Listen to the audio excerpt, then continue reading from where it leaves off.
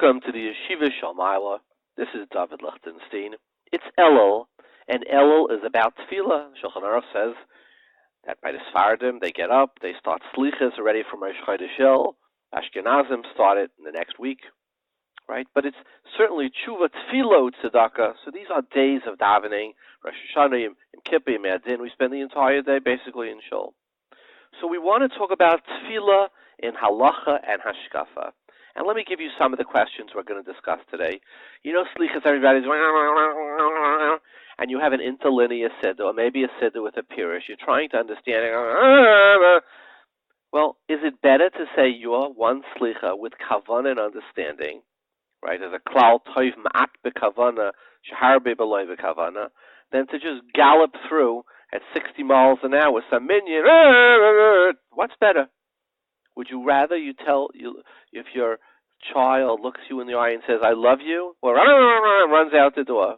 I mean, come on, right? That's the halachically, what's the Now, what about making up your own tefillos? Imagine if you could propose to your spouse using the nusach of the Rambam, how he proposed to his spouse, or you could make your own proposal. So, should you be making up? We all have issues that we want to talk to Kaviyachal about, real issues, personal, our kids, our spouses, our parents, our work, our learning. Should we be making up our own? Would that be more meaningful? Very surprising answer to that, too. Let's say you talk in a shul where you daven in a lot of shul where there's a lot of talking. Well, and you want to have kavanah. Are you allowed to go home and say, look, I can't focus, I'm going to daven at home? Or alternatively, if there's a talker around you, should you point out to him, we'll give you the Maramakaimis, excuse me, sir, you talk in shul, according to Halachah, you're better off davening at home and not disturbing us than coming to shul and disturbing other people. We'll arm you with some Maramakaimis. Hashkafically, why do we daven? I mean, the Rabbeinu Shalom is Magid Mireshis Achres. He knows everything. Atayay do it. Talumais, right? Hamoinis Storeis Bereshis. Rabbeinu Shalom knows everything. You have to tell them what you're thinking. So why are we davening? Then we'll be speaking about a new way of tefillah, a new wave. Uman, 100,000 people are going to go to Uman, right? Well, you can daven by the Ma'oras HaMachpelah, by the Ovis. Even Reb Nachman said, you could daven by the Arizal. You could daven by the Kaisel. And we go to Uman. I mean, is that appropriate? We'll have the Rabbi of Uman to discuss this with. Our guest this week, from Moshav Mattisyahu, Eretz Yisrael, Rabbi Leff, the Halachahs of Tefillah. We will have from New York City, Rabbi Weinberger, eloquent, famous for his shul and his tefillahs.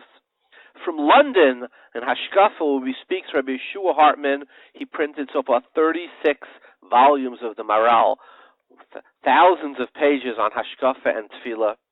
We will have a historian about Tefillah. How did they daven during the Bais Sheni? Did they say V'sech zeno einayim shuchel etziyam brachmim?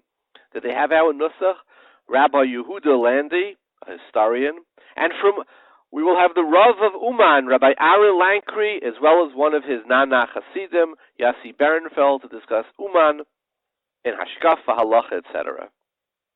Now, last week, we spoke about Chabad, and we pointed out, and we had a Rav from South Africa who opined that Chabad really is different than many of the other Chassidus, in that Havas Yisrael is so important by them. We quoted the Balatanya, who says that there's a Havas Yisrael, a Havas Hashem, and a Havas HaTorah, Yisrael v'Yaraisa v'Kudsha B'richu. But he said, the Havas Yisrael is Oila al Kulana, because a person could have Havas HaTorah and not have a Havas Yisrael, a Havas Hashem. He said, but if you have a Havas Yisrael, you have a Hava of everything. So his Lashon is Oila, Havas Yisrael is Oila al Kulana, which we thought was a big Chiddush. And I remarked at the time that you don't see it in the Litvish world. And in Chassidish world, I said, I don't know Hungarian Chassidus, but Pshischa, you don't see it. And I was challenged. So today we have computers, we have big data. So we put the Sfas Emes through the computer. In the entire Sfas Emes, all the volumes, you know how many times Havas Yisrael is discussed? 3 times. We put the Likutei Sichos through the computer. You know how many times it's Havas Yisrael? Hold on to your seats. Over 100 times. That's a substantial difference. which, by the way, from a humorous point of view, means if you need a favor, you're much better chance of getting it asking a Chabadski chassid than a Polish chassid. And I say this without negias, because I come from Polish chassidim. You know, they're not, let's face it, Avos Yisrael, it's an Indian Avos Yisrael, but it's certainly not discussed like our computer search shows us. It's not, there's no syllable on it. And don't be, you know, so I'm saying this honestly. I'm from, you know, I always tell people, sometimes I say, speak to me slowly, I'm Polish. So I say it as a Polish, coming from Polish, that it's really not. And Chabad and this explains their Mesiras Nefesh, why they, you know, they go out to man the bucket line, to throw water on the fire. Before we go to our guest, I'd like to say a vart. I'm going to say a vart on Shabbos. This is a Shabbos program. Erev Shabbos, post Shabbos. We say Torah on Shabbos. We want you to discuss these topics by the Shabbos table, certainly our riddle. So when are we Makabel Shabbos? Well, for thousands of years, it was with when we said Mizmor Shir L'Yom HaShabbos. In fact, if you go daven sometimes in a Chassidish shul, they scream this. It's Kabbalah Shabbos. Right, Mechake, they're Mechakim, Shel Zechais, with Kabbalah Shot, with now the Mishnah Berurah interestingly says that today that we say Boyichala, we say L'Chadaydi, and we invite the Shabbos. It's a relatively new tefillah. I think he says it in Shin Mem Beis, right? Mishnah Berurah brings that today it's different, and Kabbalah Shabbos is with L'Chadaydi, Reish Pei Zayin. But the problem is that Reb Shlomo Zalman already asks on the Mishnah Berurah correctly. He says that the Shulchan Aruch says in Reish Pei Zayin that an oval that's nichnas, when is an oval nichnas? I don't know if you're sure they do it, but halachically an oval is supposed to come in right before Mizmor Shir L'Yom HaShabbos, and you menachem him. And the reason we don't do it after Kabbalah Shabbos is because we don't have avelus on Shabbos b'fahesya.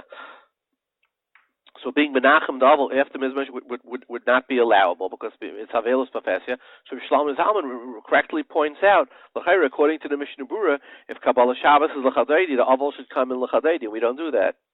So he, therefore, this is what I remember how he explained it to me. He said that we say l'chadaydi, come on Kala, come, we welcome you, by Kala, and when should you come?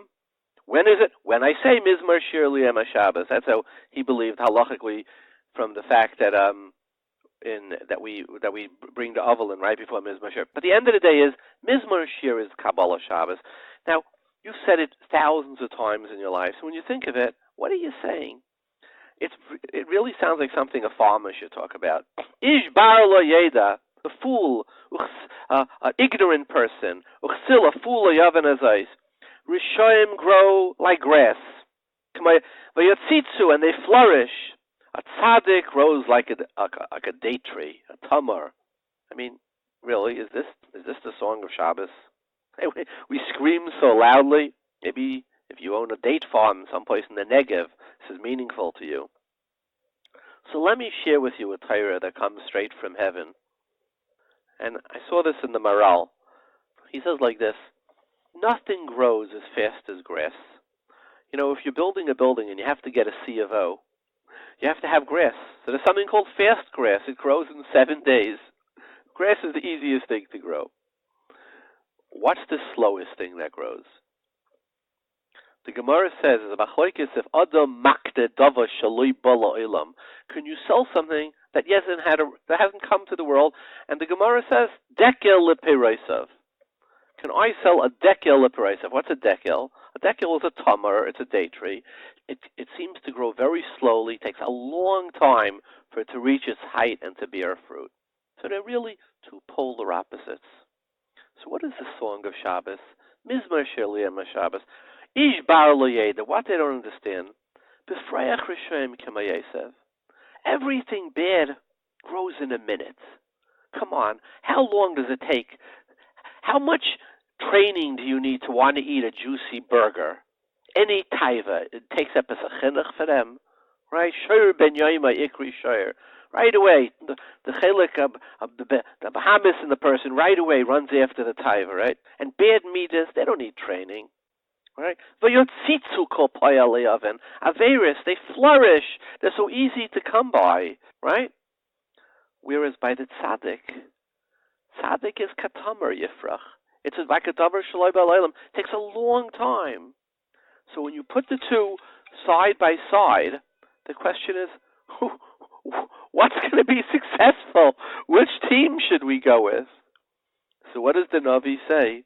He says, but what does it say? Vayotzitzu kol payalei oven lihishamda madayad. The things that come easily, no barrier level of entry. It's just your first inclination, lust, greed. What is it? The grass, the thing, lihishamda madayad, comes in a minute, has no eternity. Did tzaddik katamar yifrach? But you know what happens to him? All the midas that take so hard, the training, the years of work, of avodah, it seems so takes so long. Oh, where can it reach if it's so painful? But ke'erez balvanain yiska, it'll end up towering like the cedars of the Levanon. And whereas the grass and the midas rice and the taivas, the yatzitzu, over there it's lishamda madayad. Here it says shisulim beveis Hashem. What is the story of Shabbos? The story of Shabbos is really about a Yom Shekulei Shabbos. It's Hayom Lasoisa Machar Lekabel Scharam. Mishetorach be'erev Shabbos Yechel b'Shabbos. We come to Shabbos after the Sheish Yemei HaMaisa. We're exhausted. What does it tell us? Yes, you should be exhausted. That's the song of Shabbos. Those who wait, those who plant carefully, you know what happens at the end? They are shisulim beveis Hashem, ke'erez balvanain yiska. Fruit that has a barrier level, that takes a long time to reach, that's the real fruit. And do you know that in investing, it's the same way? Do you know that the more illiquid an investment is, the higher its return is? If you take $1, the fastest, easiest investment is you go to the bank, you buy a CD. You could take it out in a minute. CD will earn you today a point. Treasuries at 150. What are you going to get? Point in the bank. He says you do an illiquid investment. The longest investments are VC, 10-year investments. And what do they try to get? Not 1%. They try to get a 20% return. So the longer it takes to reach those peiros, the greater the peiros are. That is the song of Shabbos. That is what Klal Yisrael is, the long-term investor. Another tefillah that we say on Shabbos is by benching. We don't say al naras bavel. We say shira malos, shira malos b'shuv adoy shem eshivas tzirninu. What's the point of that tefillah? Look at the end of the tefillah, and when you realize this, the whole tefillah says the same thing. Hazoyrim bedima, those who plant with tears, berina yiktayru, plant with joy.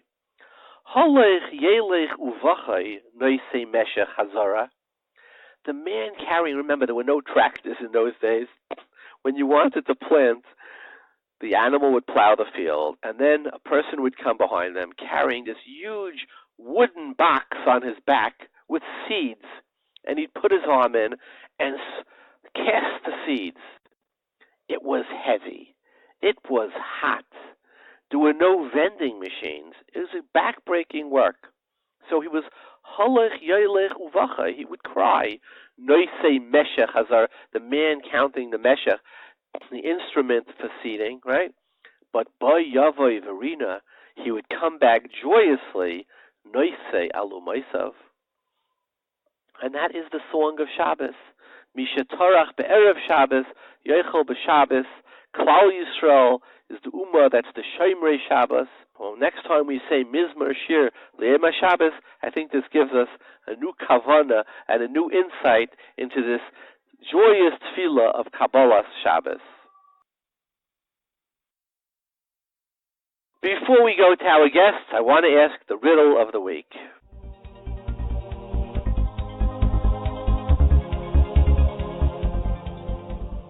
So it says, "V'halachta el hamokim asher yivchar Hashem."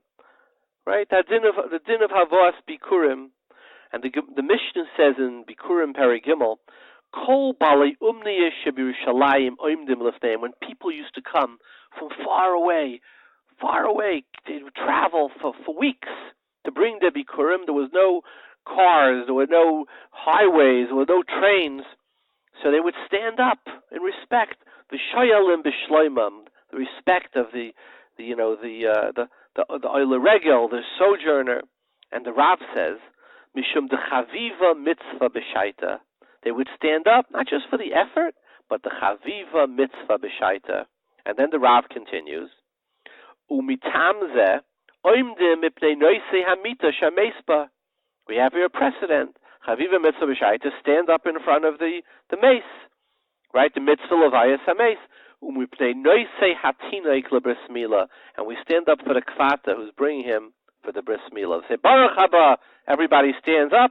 That's this Rav. It's a pelham. He's under the chala yeshiva bachram, right? Behavos bikurim. There's a mitzvah of hava to bring it. Actual bringing is a mitzvah. That they say over a yeshiva bacher once asked the Chazon Ish, is it a mitzvah hava or is it a mitzvah stam to bring in? So the a mitzvah bring in. So the Chazon Ish looked at him and he said, it's a marvel you only speak 2 languages. The bottom line is, there's a mitzvah of havas bikurim. So you stand up, chaviva mitzvah. There's a mitzvah of levayas hames. But to bring the tinnik to the moil, I mean the moil could go to the tinnik too. That's not a mitzvah. Some type of a hechsher, but it's certainly not a mitzvah. So how could he shtel to havas bikurim, which havas is a mitzvah, levayas hames, to bring the tinnik? I want to ask you something. There's a mitzvah to eat on Shabbos, oineg Shabbos. Would you stand up for somebody in the supermarket who's shopping for Shabbos? He would say, look, that's not the mitzvah. You need that to make oineg Shabbos. Bringing the tinnik to the moil is just, I don't even know, it's maybe a hechsher mitzvah, right? It's certainly not a mitzvah. It's like shopping for Shabbos, right? So how could the question on the Rav, and by the way, since we're talking about standing up for the Noisei Hamita, I want to mention something which I'm sure I'll get a lot of feedback on. You know, I don't go to a lot of weddings, but when you do, you see that there's a minig now that people stand up when the kala comes in. Now, the kala is not doing a mitzvah for 2 reasons. First of all, because there's silate the Rosh, silate the Rambam, kala is not mechuyev in pruravut, so she's not being mekayim a mitzvah with the kiddushin. Arguably, it's machlokes whether it's a beras mitzvah or not for the boy, right? But more than that, even if it is a mitzvah, the mitzvah is getting married. Going down to the chuppah is nothing, right? It's like shopping for Shabbos. So there is absolutely no place in Bavli or Shalmi, Sefra, Sefri, Tosef, the Paiskim, any place brought to stand up for a chassan and kala going down to the chuppah. And I put to you, like I've said on other things in the past, that this comes from the Christian world, where when the bride comes in, they, in a stentorian voice, they announce, all rise for the bride, or all rise for the groom. And it somehow migrated into our community, but I put to you that it's certainly not, a mitzvah. But let's go back to our question: why do we stand up for the rach hanimo, which is brought already in the paiskim? That is our riddle for the week, and let's go to our wonderful guests. We have with us on the phone from Moshav Mattisyahu, Zev Leff, the Rav of Moshe Mattisyahu. He's also a Rabbi in our Sameach, a Talmid of Tells, a big Baal Halachah. Welcome, Reb Zev. Thank you. So, Reb Zev, if a person knows that if he davens everything, he can't have kavanah, he goes in the morning to slichas, and they're running through slichas at 70 miles an hour. There's no traffic cop, right? So, should he take one piyut, have an interlinear translation, or maybe he doesn't need it, and say it bekavana and say that Kel Mali, right? Say Shem Hashem. Or should he go join the crowd and run through it? What's the halacha? No, it's the example you gave of slichus. Yes, he should not run through it. There we say better a little bit with kavana than a lot without kavana. Similar to that would be kinos on Tisha B'Av, and perhaps even the long tachnun, because there's no takana of Chazal specifically of what to say or whatever. It's things that accumulated as minig over the doros, and in those things I have a hurrah from my rebbeim when it comes to kinos on Tisha B'Av, and even on slichos. Many of the yeshivas skip a lot of the slichos. To say a few with kavana, the ones that he can, to answer to the Yud Gimel Midos whenever he hears it from the tzibur, that he should do. but he should concentrate on his own, on the slichos that he can say, and say them with kavanah. Things that Chazal were koveya specifically, there we don't say this klal. Okay. Now, there are opinions that Psukei de Zimra would be the same thing. That if somebody can't daven and all the Psukei de Zimra, because they're rushing too fast, he should say Baruch Shem Ashrei Yishtabach Bekavana rather than zip through at the 60 miles an hour. Is that something that you've heard from your Rebbes? Yeah, no. There, it depends. If there's a special tzorech, a person has a job and he has to get to work this time, then usually we say you can skip in Psukei de Zimra to be able to catch up for Tefillah B'tzibur, but for other things not. But there are many opinions in the Halachah, you can be samech on them, that in specific situations of emergency, necessity, you can, what's it called, also make the dilugim, the skips in Psukei de Zimra, according to what you can say. What you say first is delineated in the Shulchan Aruch. But on a regular basis, to say Psukei de Zimra differently, because you can't say it all on a regular basis, better not to do that. Okay, and the Erlitzian says that almost exactly. Just follows your opinion. And interestingly, by the way, the Chazon Ish, if anything, follow his opinion. Yeah, the Chazon Ish, they used to say, didn't daven a lot of these extra tefillas and piyutim, only what was absolutely accepted. And they say the reason is he used to daven with tremendous kavanah, and he al toiv ma'at bekavanah, toiv meharbe shalai bekavanah. By the way, where I daven, you see how sometimes these things start getting twisted. So, you have shuls where, let's say, on Tisha B'Av, instead of saying all day things, they cut it down to, let's say, 25 of the piyutim, so that you could daven bekavanah. But what's happened over time is now they zoom through those. So now they do a new minig that I heard once from Hutner in Nusach. He says, today the Chaim, toiv ma'at shaloi bekavanah, meharbe shaloi bekavanah. Right? It's a new Nusach they have on this. Okay. Now what about, and this is, by the way, what you're suggesting is brought by all the Paiskim, the Aruch HaShulchan, the Mateh Ephraim, the Taisus Yamtif. Now what about if a person can't have kavanah because he doesn't understand Hebrew? Somebody maybe finds the Hebrew particularly difficult, right? It's so antiquated, or somebody's a Baal Tshuva, or somebody necessarily wasn't the top of his class. A lot of people don't. You could ask people, they don't know the words. Is he better off buying, the art scroll, Machshavah, and reading davening in English, but understanding what he's saying? Or is he better davening in Lashon Kodesh and not understanding what he's saying? Okay, here also, and let's take Shemona Esrei as an example. That is the extreme.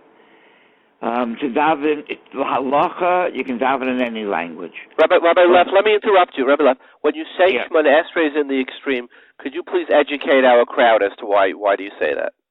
Yeah, the Shemona Esrei is a tefillah where every single word was instituted by Chazal, by Anshe Knesset Agdola, and therefore the words themselves were made by people that knew how to make various totzos and shamayim. Let me explain better. There's a word that both the Brisker Rav and the Meshech Chochmah say. There's tefillah that's kecharbi and tefillah that's kashti. Right? Yaakov Avinu says, "Shalokachti meisei mori becharbi v'kashti," and the Targum says, "V'tzlusi u'bu'usi." There's two kinds of tefillah. There's tefillah where the words themselves have an effect. Chazal knew how to make various things that affect things in Shemayim. I'll give you an example. Today they have safes that if you program them to open with certain words that are said by a certain person with a certain voice pattern, the safe will open. If you say the right words, the right person at the right time, the safe will open. The person doesn't have to know what he's saying. He doesn't have to understand it. As long as he says the words, it makes the effect. That's one aspect of tefillah.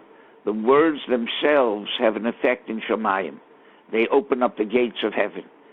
That's called Harbi. A cherev, a sword, intrinsically has power. It cuts. If you what's it called, cut somebody with the sword, it has an effect in itself, intrinsically. And then there's the kind of tefillah that's like a bow and arrow. The arrow can't do anything unless you pull it back, and the Chidushei Harim says the farther you pull it back towards your heart, the farther it goes. There, the kavanah is the ikr, right? What you're mechaven when you daven doesn't make the words. What's in your heart makes the effect. So the tefillah that is institutionalized, like Shemona Esrei, there the words themselves are important, not just the ideas. And therefore, even if you don't understand the words, it's better for sure to understand them. It's surely better to at least understand the ideas that you're saying in those words. But it's better to daven in Hebrew, as long as you understand that you're davening before Hashem, and you have a basic idea of what you're asking for, even though you don't know each word, what it means, because the words themselves have an effect. But then there's the ba'usi, the kind of tefillah which is not institutionalized, where you say whatever words you feel, and the main thing is the kavanah. That's like, a kind of sword. You can add things into the tefillah, or those tefillahs that were not made by Chazal, every word, similar to kinos, slichos, or whatever, where every word is not measured or whatever. It's more the kavanah. In those, it could be a bit better to daven in a language you understand, because there the main thing is the intention, what's coming from your heart, not so much the words themselves. Now, Rabbi Leff, you explained that so eloquently, but I would be remiss if I didn't point out that the Shulchan Aruch says Yachal hispalol b'chalashon sheyirtza. A person could daven in any language that they want. It's talking about Shemon Esrei. It's in Siman Kuf Aleph. Okay. And the Magen Avram, who started this whole fray, brings the mutav l'spal b'lashon shemevin im einay mevin lashon hakodesh. Right. So even though the Mishnah Brura today argues on the Magen Avram, or seemingly disagrees with the Magen Avram, and they sort of and do that on a regular basis, to be masakin, to daven. If you have to do it on an intermittent basis here and there is one thing, but to be masakin, to daven bikvias in a different language, better. What I suggest people to do is they take one bracha in Shemona Esrei and learn it well, and daven that in Hebrew, and then maybe daven other things in other languages if they really don't understand the Hebrew, or they can't even pronounce the words, and little by little, over weeks, months, years, be able to finally understand what you're saying and daven in Lashon HaKodesh. Mm-hmm. Okay. But if you never try to do that, then you'll never end up davening Lashon HaKodesh, and you'll miss this idea of the words themselves having that power. Okay, so let me continue. If a person can compose his own tefillah, is he better off doing that than, davening standard tefillahs? And I guess your prior answer would go to this as well, because, now when a person's composing his own tefillah, he's really, getting into the plumbing, the depths of his heart, the depths of his ratzin, and here you have absolute kavanah. So, I guess you answered this question with the prior question as well. Is that correct? It depends on which tefillah we're talking about. If we're talking about long tchinos after Shemona Esrei or whatever, or stam, yeah. Well, I would say the Akedah, the Parshas Haman, even arguably Karbanis was instituted later and is not from the Iker Nusach HaTefillah. Right. Or the Tefillahs maybe afterwards, the Enkelei Kenus and the Ani Mamins, which were all instituted later. You're saying on these, you have the power to be a co-author. But where the Ikar Nusach HaTefillah, which is, Kriya Shema and Shema Esrei, over there you say we should stick to the absolute Nusach HaTefillah. Basically, yes. Even though, again, I want to point out, even though the Magen Avraham takes a different position, we would be remiss. Well, in fact, doing this years, right, and eventually coming to understand what you're saying and be able to say it in Lashon HaKodesh. If a person just gives up the Lashon HaKodesh completely, he'll never come to that Madrega. But if he understands there's something special about it, and little by little he tries to get to that level where he'll be able to say it in Lashon HaKodesh and understand. So he's not koveya himself of giving up the Lashon HaKodesh completely. That's what's preferable. So here's an interesting thing that in the Siddur Hagra, he brings it's roy lechal adam she'achar tefillah shmon esrei, exactly what you were saying. Yispal tefillah tzara mashet tzarach la. You should put in his own nusach. Right. That's the Ba'us. Yeah, that's the Ba'us. And the Aris Dvash brings from Rabbeinu Yoina of Prague. In Drush Beis, we'll put this online. He says the same thing. He says a person should compose his own tefillah. Right. So it would be and he said, because this is the tefillah with kavana and mitzvah srichas kavana. So here you could have a very interesting anomaly. You could have one person who davened the entire davening, said the nusach, the matbeya she'kavu b'chachamim, right? Didn't understand what he was saying. So therefore he would be yotzei the charbi, but without really, it wouldn't be a daraisa if you hold mitzvah srichas kavana. Whereas the person who davened that short tefillah at the end that he understood, would be yotzei the daraisa of tefillah, but if that's all he davened, he wouldn't have the drabanan of tefillah.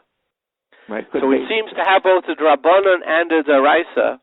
We should be using the matbeya that they were kaveya, and A, if you want to be yotzei the daraisa, understanding it, or B, at least at the end, putting in your own real tefillah, and that way you're yotzei both the daraisa and the drabanan. Is that correct?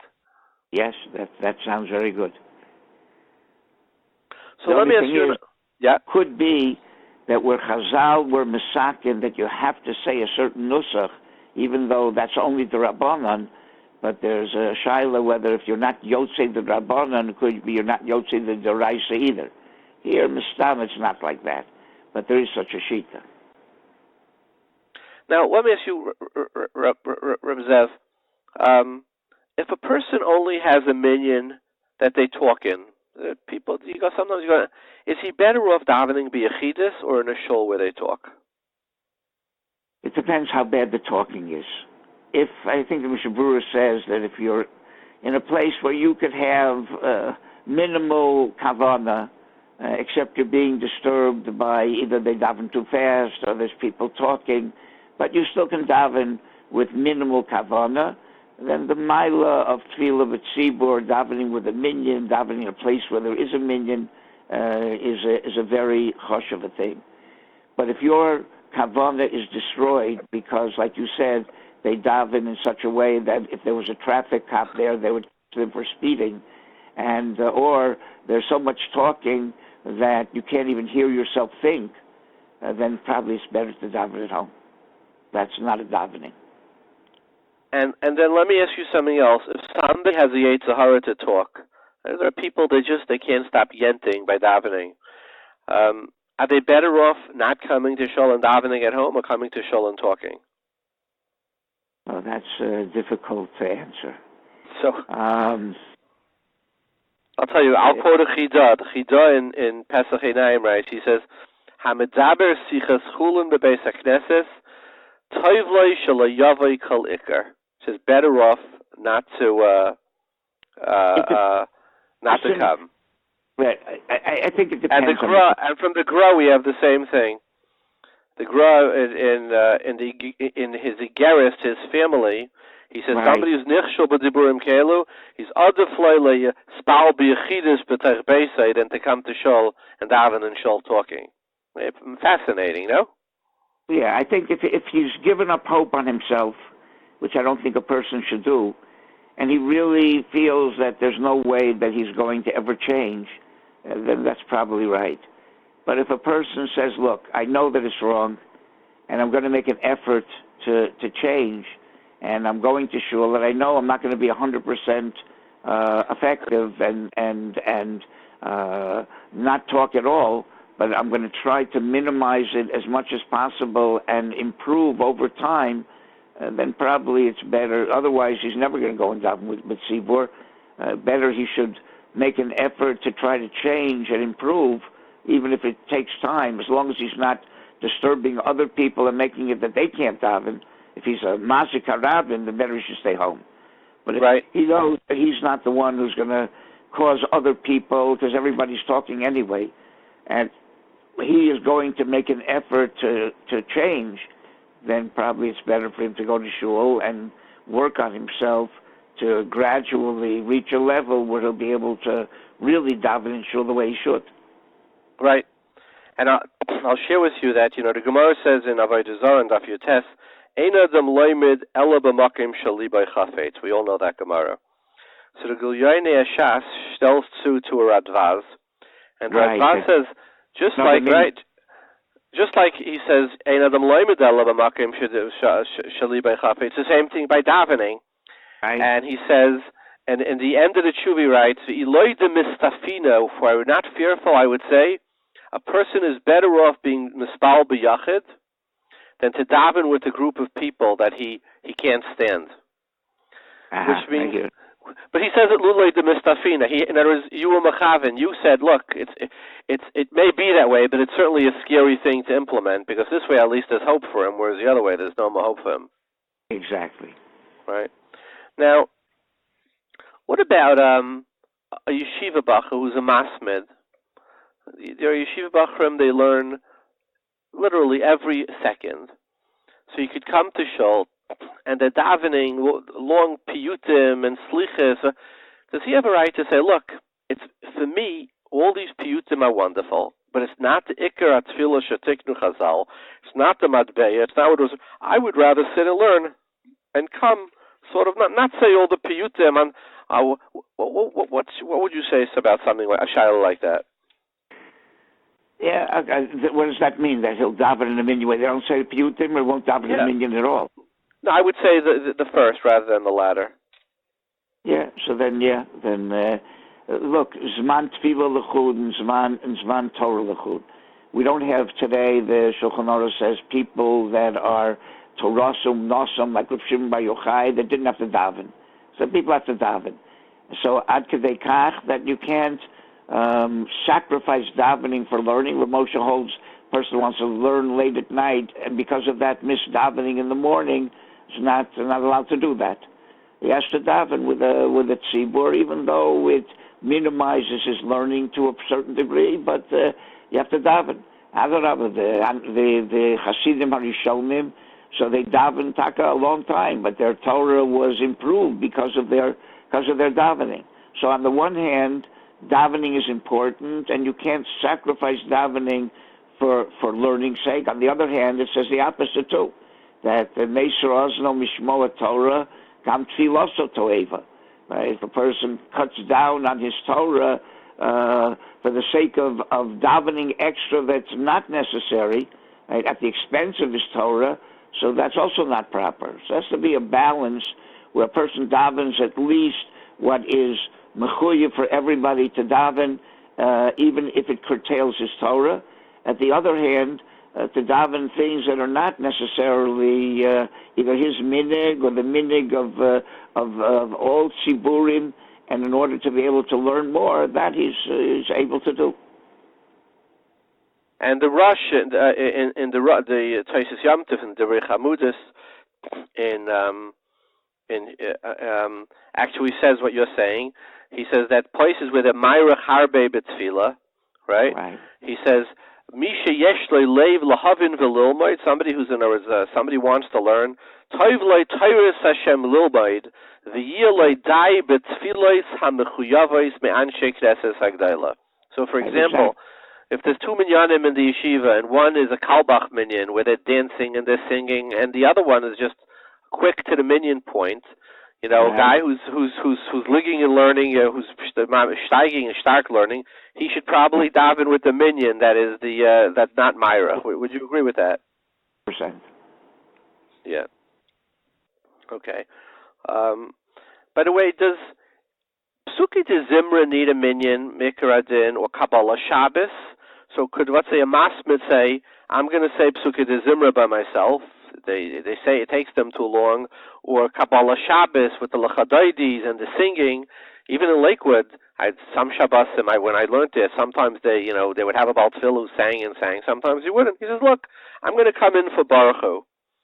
Does Kabbalah Shabbos need a minyan? Does Psuki de Zimra need a minyan?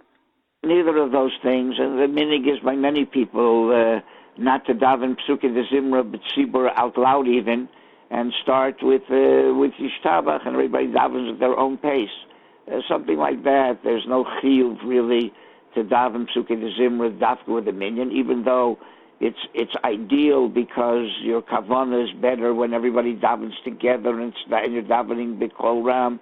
But again, if that is sacrificed for the sake of learning some more, l'chora, that's fine. Both of those things are not chiyuvim per se. They're more of what a person's going to benefit from more. If you benefit more from the learning than from being in a situation where you're davening more b'kavana, psukei zimra, b'kol ram, or whatever, then the learning can take precedence over that. Now, Rabbi Leff, what you're quoting is classic halacha, but I do want to mention something. I think it's a beautiful thing, even though wasn't makabel halacha. That in the Shiloh's Yeshuvah's halachas ktanis, he says that Kabbalah Shabbos you should do with a minyan. And his lashon is, this is something really beautiful. He says, because we say boi chala ubirchas chasanim basara. Oh wow, very cute. Very romantic and beautiful, but it's not halachically accepted. Very nice. What would you say? Somebody wants to daven, but they don't have a jacket, they don't have a hat, whatever the usual that you would usually have, they don't have. If you're a chassid, it could be a gartel and your kapata, your bekish, and he's caught offhand. Is he better off davening with a minyan in shirt sleeves if he's makbid? If in other words, somebody who would usually be makbid and more begadim, or should he daven b'yechidus with the appropriate dressed mani mechabdusi? Okay, it depends. If he understands that davening with a jacket and a hat or whatever is a nice chumrah because of hikon, but he never was makabel it as a neder, and then the shaila is to daven with a minyan or to daven b'yechidus, and it's something that happened not on a regular basis. So then, better to daven without the hat and without the jacket and daven b'tzibur. But first of all, if he's makabel on himself with a neder, ki'ilu, right? He never had kavanah not to be makabel. So if he's done it a few times, it has a din of a neder, then it could be he's not allowed to daven without a jacket or without a hat. It's not just a matter of hikol. It's a matter of mamash nedarim. Then it could be a problem. However, if davening is not just a hiddur of hikol, but it's a chesaron, for instance, somebody is at the beach and he only has a bathing suit and it's time for mincha and he doesn't have anything to cover himself with. So then the halachah is you don't say Shmona Esrei if the top of your body is uncovered, because your Shmona Esrei, you have to feel like you're standing in front of the king, and this is not a proper way. So it's not just a chesaron of a hiddur and hikol, it's mamish something negative there, even if you won't be able to daven at all. You can't daven in a way that is a total zilzal to the davening. Okay. Now this is something that's happened to most people at some point in their lives. Somebody's traveling, they don't have a siddur, and he doesn't remember all the words. Either of Shema Esrei, Berchas Kriya Shema, certainly Psukei de Zimra, or alternatively, somebody doesn't have a siddur for whatever the reason may be. Should he skip davening, or should he daven to the best of his ability and skip words? It depends. In Shmona Esrei, there's a big machlokes whether if you don't know all the brachos of Shmona Esrei, you at least say one of them that you know. and you'll be Yotze with that, like a Tefillah Aish or something. Or no, that's not the Matbea Shetavu Chachamim, that is not the takana that they made, and therefore it's not davening at all. Lamaisa, if it comes to such a situation where you can only say one bracha or whatever, that you should do. But the more common thing is you know the bracha, you just don't know all the words. So there, if you know the beginning of the bracha, and you know the chasimas habracha, and a little bit before that how it ends, the last few words before you say Baruch Atah Hashem, like in Shemona Esrei, then that's ideal to do, even though you won't know all the words in every bracha, but you'll know the beginning and the end. But if you don't know the beginning or the end of the bracha, that's called Mishana Mimatbeya Shetogu Chachamim, and it's as if you didn't say the bracha at all. The same thing goes with Tefillah Saderech or any other bracha. It's a long bracha, and you know how it starts, and you know how it ends, and you don't know some of the things in the middle. And the things in the middle are not ma'akev the bracha. For instance, benching. You know how the bracha starts and ends, but you don't know enough to add in the second bracha, bris and Torah and Yetzias Mitzrayim, and those are ma'akev the bracha, then you didn't say the bracha at all. But if you know that you have to add those things, you don't know exactly what the nusach is, but you know to start with no delacha, for instance, in Birkas HaMazon, you know that the bracha ends al ha'aretz v'al hamazon, right? And you don't know exactly how to put together what's in the middle, but you know at least to include the things that are a chiyuv to include. Then even though you didn't say the bracha exactly as it's supposed to be said, you yotze with that bracha. And now let me add on another case where this could be relevant. Let's say somebody has a chayla, somebody has an elderly parent, or somebody who's not feeling well, and they know that they could start the bracha, finish the bracha, but in the middle, the person is going to be megam game. Is it better to make the bracha or the tefillah, or do you say no? It's going to be megam game. So the Shevet Levi in Chelik Ches will print in a line, Paskins exactly like you said.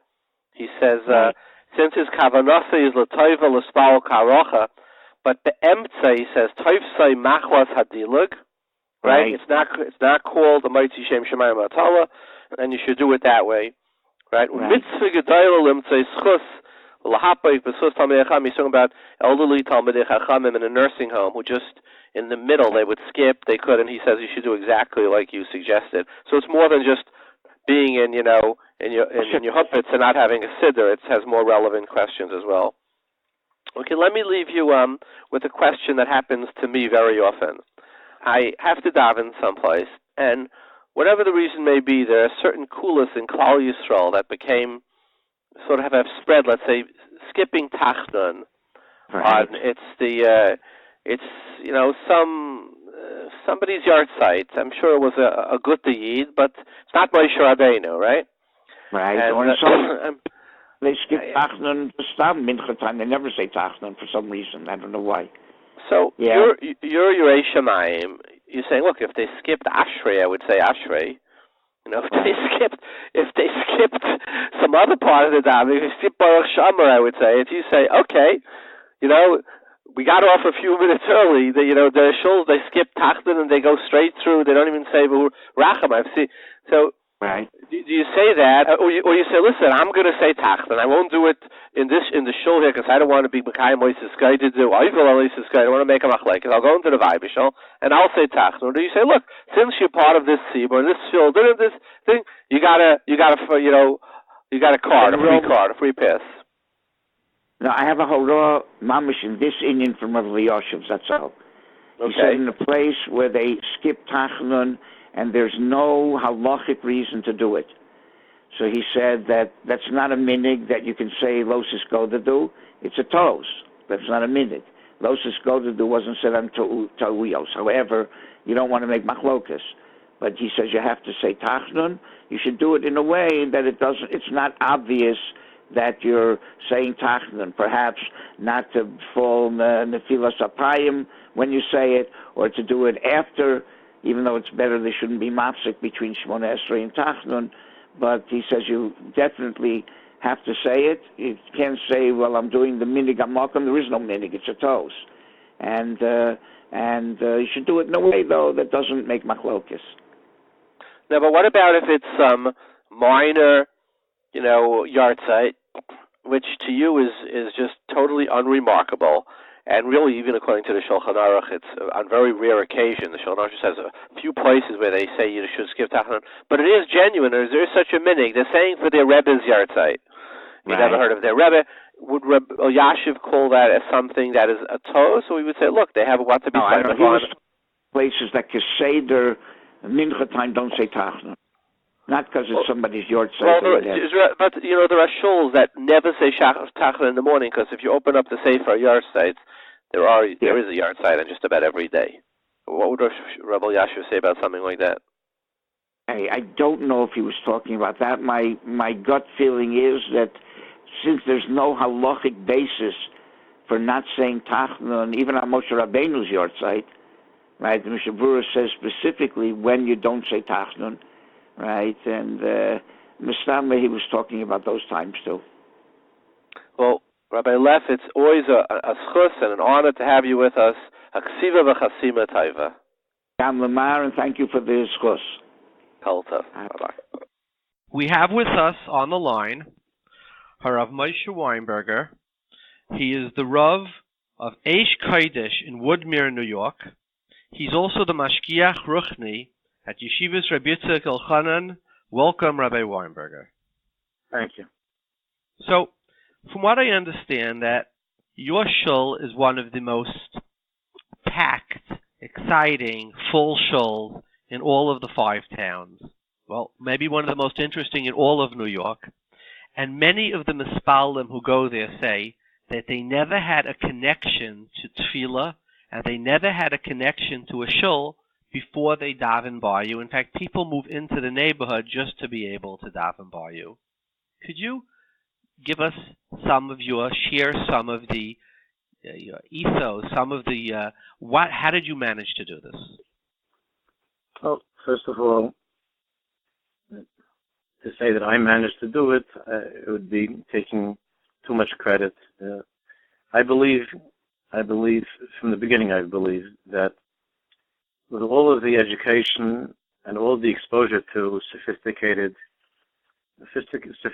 ways of learning and so on, that there's a thirst for Kodesh Baruch Hu that to a large extent has not been addressed in modern Orthodox.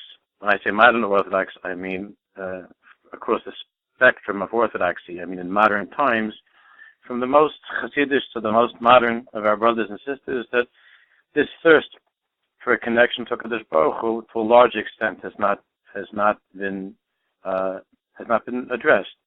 And the formula, therefore, from the beginning was very, very straightforward. We're going to learn Mitzvah Hashem in a good way, in a strong way. Shas and Shulchan Aruch, Baruch Hashem, Al Kihila makes a siyum Shas every year, and we've gone through a tremendous amount of nigla. But at the same time, we would try to become acquainted with the Kodesh Baruch Hu. We would try to have a relationship with Hashem Baruch. And davening, I heard once from a tzaddik, from Rabbi that the word daven that we're constantly using comes from the word da'avuhun, from our fathers. And Rabbi Yaakov said that the problem is that we're relying upon the davening of our fathers instead of davening ourselves. And I believe that the Jews want to have this relationship, and we've tried to energize Jews from all different backgrounds by creating a Beis HaMedrash, where first of all the dignity of Tefillah is going to be kept, and talking is something that is unacceptable. Not that I have to shushke and quiet people and send gabayim and monitors and to warn, but rather because of the excitement of Tefillah, what we're trying to create, talking would become something that simply is absurd and silly. Now, by the way, a raya for Rabbi Shechter is you say the avuhain is, what do we say?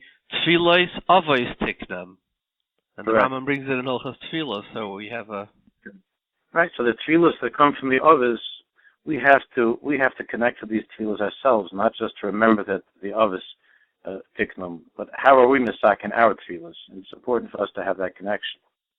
So what do you do different than every shul? I mean, I've been to many shuls where they makbid on speaking during davening. I mean, the Machshavah and Tafkuf Chavdal, it's tough. Yosef Zion talks about the importance of, he says Goyerim by somebody who talks. I've been to many shuls where they scream at people who talk during davening. What do you do different? I had to ask Chaver from the shul to please not to scream at guests who come and talk. It's the other way around. I have found that when Jews are excited about davening and when they're involved in the Tefillah, I found that it's not a matter of trying to maintain decorum. The Tefillah itself occupies the people. And it's said that should be something that's a chiddush, that's something which is unusual, but the Messias is that it's not so common. By yeshivas, where the chevra at that point in life, at that stage in life, they're involved they're involved not only in learning, but they feel a sense of camaraderie and common purpose. So that certainly makes davening in yeshiva very different. But to try to bring together balabatim, all different backgrounds, professionals, people who are learning, kibbutz shugot, shtraimelach, svardim, ashkenazim, geirim, and so on, I think that what everybody shares in common is that we all have a chelik elokah mimal. We all have elokus inside of us, and that part of us is longing for expression. It's difficult. I believe that Ramchal writes in Mesil Shasham Perak Yutes that Hu hayoyse kosher she'istar b'leiv ha'adam tzir amiti yan ein achush oizel is a klal. It's very, very hard to connect to that elokus within us because we don't sense it, we don't see it, we don't feel it. So therefore, what the Sfar HaKadoshim are teaching us and what we've been learning all of the years, it's almost 25 years that we have the shul, is that when it comes b'chlal to being able, for instance, in Gashmis we're able to sense things with the Chushay Haguf, with our physical senses. So how does one sense? How does one connect to Elokus? The only way one can connect to Elokus, to that part of us, this Neshamish Nesat Tahirihi, to the Chelik Kamimal, is by trying to access that deeper part of ourselves. Therefore, the shul is a place where we have been learning besides the Gemara and Shulchan Aruch and the regular limudim. We have been learning Pnimiyas HaTorah from the first day. We've been learning the Sfar HaKadoshim in a very, very deep way, on a regular basis, and that's one way, an important way, of trying to connect to that chush of the neshama. And once a person is in that place of Elokai Neshama Shesati B'Tahirihi, so then speaking to Hashem doesn't feel strange. Many people come to shuls, and even people are generally not particularly animated or talkative, but I've noticed over the years, from the time that I was a child, that people are quiet outside. Somehow when they come to the shul, they find what to say, meaning speaking to each other and then trying to come as late as possible to shul and to leave as early as possible from shul, and in the middle to have Chas v'Shalom, a Kiddush club or something like that.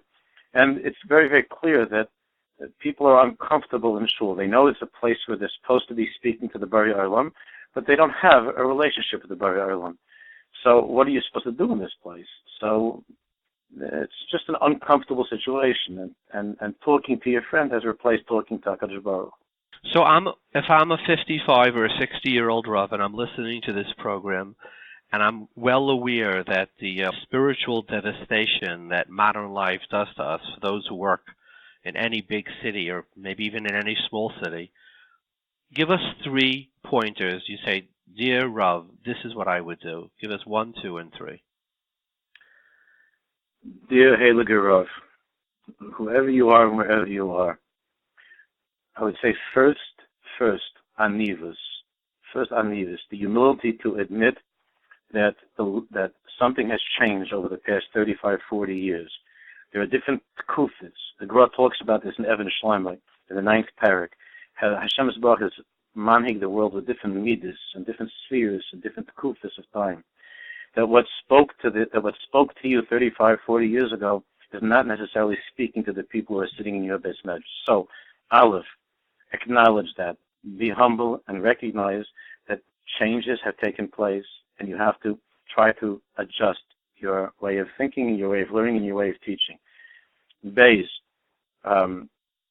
make use of the koach of Nagina, of holy Nagina. I'm not talking about the kind of so-called Jewish music that they're blasting at chasnas, which is not Jewish at all, and there's no shaykhs to kedusha.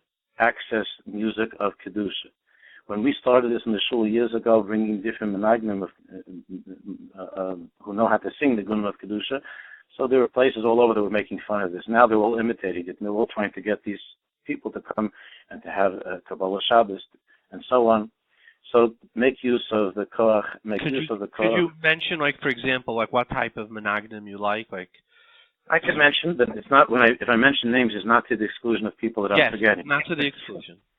Right. So from years ago, we here in the shul, we were the first ones that brought Chaim David to come to America.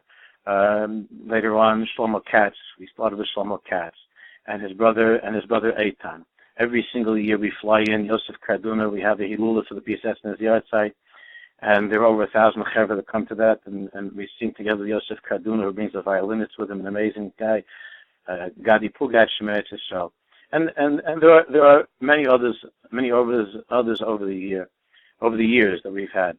Nagina is an unbelievable tool, and the Olam wants that, and it could be used in the way of kedusha. And Baruch Hashem, that's been a very major thing in the shul. And the third nakuda, since you asked for 3 points, is that I think that all of these wonderful Rabbanim know this anyway, and I'm just to be mechazik the Indian, is that it's absolutely essential to strengthen personal charm with the Olam. That's not particularly Aish Kodesh or anything. That's just the beginning. You know, when the Satmarov came to America, so he had a few people that came to him. They wanted to have a shir. It's hard to believe that there were only a few people that came at the beginning, but these were sheirs plate, the Jews who lost everything. They came to the Satmarov, and they asked for Gemara shir, and the Satmarov agreed. You know, he was a Goyin Olam, and he was happy to give a shir. And whatever Masechta, let's say, above Mattisyahu, they sat down with him. The Rabbi came. It was less than a minion that sat down with him for that first shir. And the Satmar Rabbi Schusi Elenu, he began to ask, no, Chaim Yankel, how did it go with that business you were looking into? Did the taka get off the ground? And then he looks at the other one. He says, Berish, did what happened? Did you find your sister? You were looking for her? You heard about? And he's talking to the people, and the whole thing was like an hour of schmoozing, and then a little bit he read the Mishnah. Next time it happened again, he's talking schmoozing. So finally, one of the Chabura came to the Rabbi and said, Rabbi, we want to have a Gemara shir. This is the schmoozing. So the Satmarov, I saw this in the Sefer, that the Satmarov said, every Gemara starts with Dav Beis. It starts with Dav Beis, and we're going to get to Dav Beis. But Daf Aleph, I want you to know what Daf Aleph is. I'm talking to people, each one of you has lost parents, children, brothers and sisters. Zerbach, I mentioned, Shevis Apleta. Daf Aleph is to make a kesher with people. Daf Aleph is to know that I care about you, that I love you, that I'm part of your life. Look, there are Rabbanim that have an intuitive chush for that, and there are others who are uncomfortable with that, and they prefer to stand facing Mizrach and screaming out Asher Yesher V'Secha and Zo, and they don't know how to communicate with their people. Obviously, that's going to be a major chisarna when it comes to creating a tzibur that feels that they have common goals and common purpose. Missing, though, you didn't mention the Sfarim HaKadoshim. Would that be number 4? No question that is looming over everything. That there needs to be an in-depth learning of Sfarim HaKadoshim. And again, I'm not saying Davka Chassidus. Obviously, I'm a Chassidish fellow, and I'm very, very much connected to that. And I believe that's in our time that is the most effective way to do it. But I'm not Chas Chalila suggesting that somebody who never learned Chassidus, that he has to Davka start learning Chassidus. If it means learning Madregas Adam, so do with them Nevardik. Do them the ksavim of the Gra. There's a whole world of the Gra, the whole universe of the Gra that's found besides the Biurei HaGra on Shulchan Aruch. There's a whole world of the Gra. Nefesh Chaim and K'nim used to learn Nefesh Chaim. It's not Dafka Chassidus. I want to make that clear. Although I do believe that Chassidus is the most effective way, because I believe that it's Irish on Mashiach. I'm not going to go into that right now. But nevertheless, there's no question that all of the Summah Pneumius. Before I ever opened up a Chassidus Sefer, I spent 15 years learning Maharal. I learned all of this from the Maharal Be'iyun. I learned all of this from the Ramchal Be'iyun. Before I began teaching any of this from HaKodesh. So, Maharal, we had a Chabur in Maharal. We spent years learning Tiferes Yisrael. We learned this from the Ramchal. People, you could talk to a guy that learned years in yeshiva. Just ask him, stop him on the street and say it, and ask him, what are the 13 Ikari Hamuna? What does it mean to be a Mammon? I'm saying, talk to people who are Shemim Mitzvahs to Hawaz who went to yeshiva. Ask them, what does it mean to be a Mammon? What's Amuna? What's Amuna? Tell me the 13 Ikarim. So it's not just a matter of inspiration; it's also a matter of education.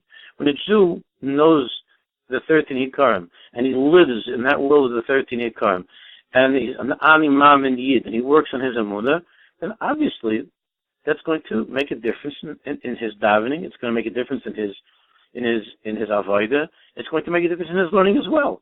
Who knows the 13 Ikarim? Who's learning the 13 Ikarim? Who's teaching the 13 Ikarim?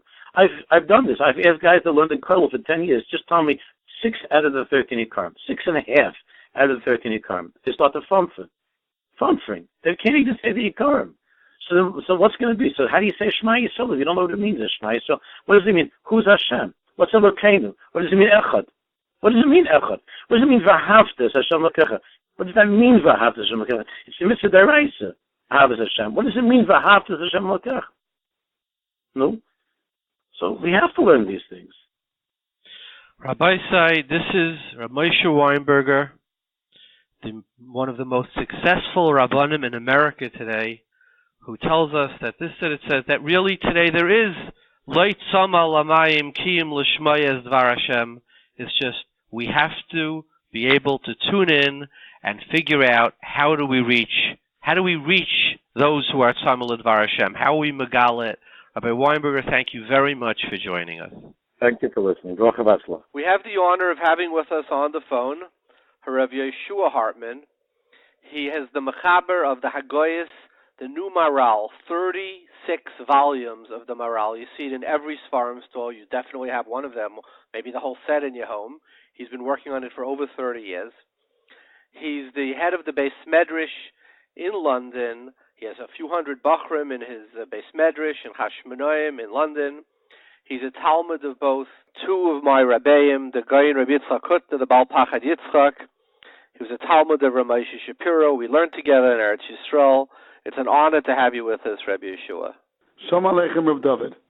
So it's hard to imagine somebody more qualified to speak on this topic of Tefillah, both because you've written so much about it, as well as I know that both Rav Hutner and Rav Moshe made, Tefillah one of the most important topics he discussed at length. So let me ask you a few questions. Why is there a need to daven? I mean, the Rebbeinu Shalom is Yedei HaKol, right? He's Yedei Talumais Halev, right? Why do we have to daven? It's like, he should know what we want.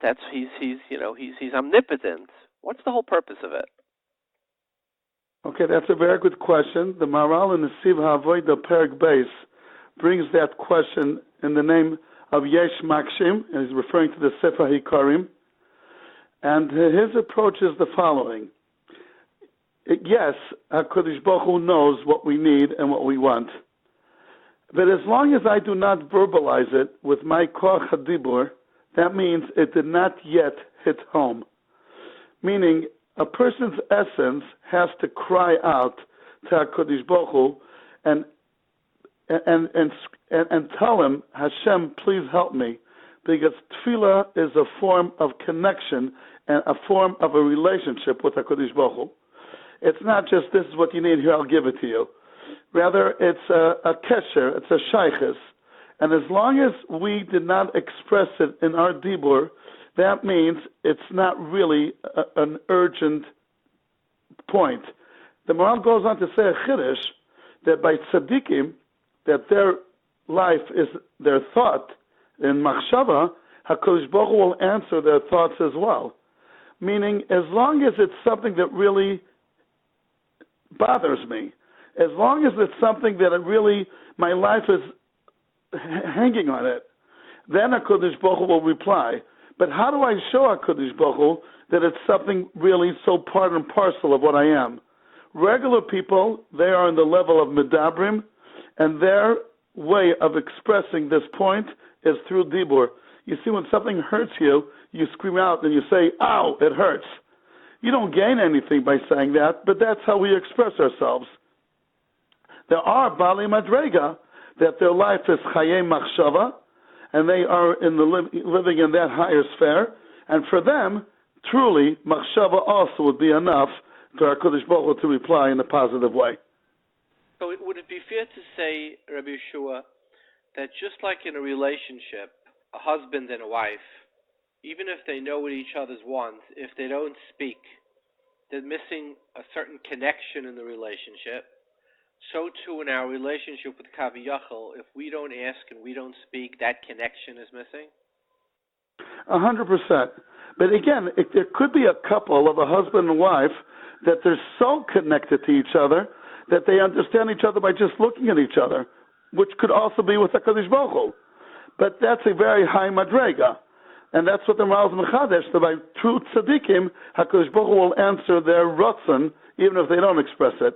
But by most couples and most people, they have to verbalize what they feel to enable their relationship to be a meaningful one. So you're saying that that's what we say, you l'ratzein imrei fi, that goes for 99% of the cases, but v'hegyein libi lefanecha is for those yechidim who are holding at a certain madrega. That's a nice to hear, David. It could be, but I think it could be it's referring to all the people as well. I do have to express my heart. At the end of the day, it's called avodah shebalev. But as long as my lev is not being verbalized, that means it did not hit home yet. It does have to come from the lev, but it cannot stay in the lev, because by regular people, that means it's not yet that essential. And I'll just tell too that the Arizal said that Einachanami, he said a tzaddik, the purpose why he has to be mighty bepeh, he said the purpose is he said because the doiras should see, he says lo yedu, his lashon is lo yedu hadoira asid klal inyan mashem ispalim, but the etzem of his chibur is without, it's brought in the Pnei David in Kiseitze. So let me ask you another question. Wow. And interesting, right? Another question, why does davening help? Like, either we deserve it or we don't deserve it. In other words, if we don't deserve it, let's assume we don't deserve it. You know, somebody, Misha Tarach Berev Shabbos, Yeichel B'Shabbos.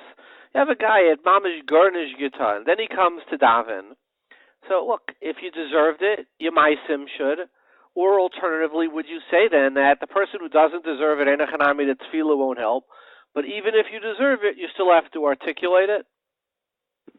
No, davening works even if you do not deserve it. But the reason is because Kodesh Baruch Hu is conducting his world not only al pi din, but also al pi rachmim. Namely, if a person shows his pain to Kodesh Baruch Hu and how much he's lacking at his current situation if he will not be answered positively, that in itself is mo'ere rachmim. HaKadosh Baruch Hu v'rachmav al kol ma'asav. HaKadosh Baruch Hu has rachmim on all creatures, la'toivim v'la'roim, whether they deserve it or not. The purpose of tefillah is to be mo'ere, the rachmim of HaKadosh Baruch Hu, and to evoke His mercy upon us. And the mercy of HaKadosh Baruch Hu goes a long way, even for those who do not deserve it.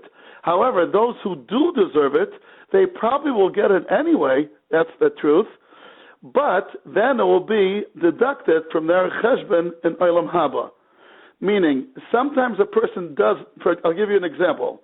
Avram Avinu davened for Avimelech that he should be healed from the plague that he suffered, and as a result, Sarah became pregnant and Yitzchak was born. That's the Gemara in Perek HaChovel. Asks the Maharal there in the Chidush HaGodes, anyway HaKadosh Baruch Hu promised to Avram Avinu that Yitzchak will be born almost 9 months earlier.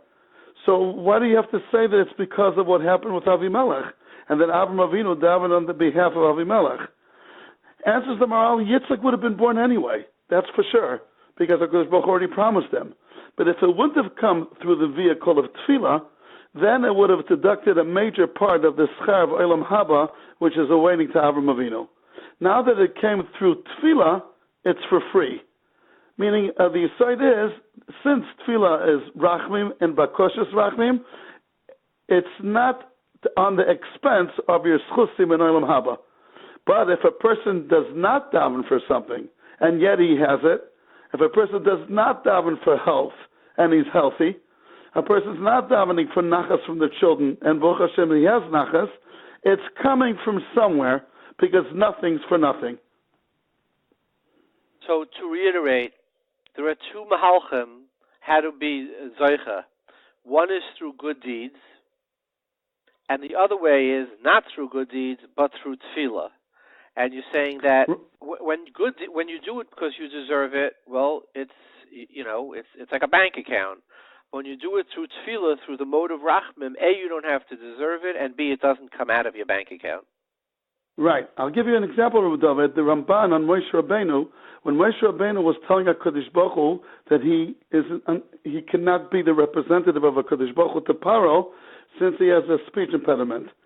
So HaKadosh Baruch Hu told him, okay, Aaron will be your spokesman. Why didn't HaKadosh Baruch Hu tell him, like he mentioned later on, well, I'm HaKadosh Baruch Hu, I could heal any speech impediment, so I'll take care of it. I'm God. Why didn't HaKadosh Baruch Hu reply to Moshe Rabbeinu that way? So says the Ramban, since Moshe Rabbeinu did not daven for it, and he did not daven for it because he wanted to have an excuse not to go to Mitzrayim, so HaKadosh Baruch Hu did not heal him.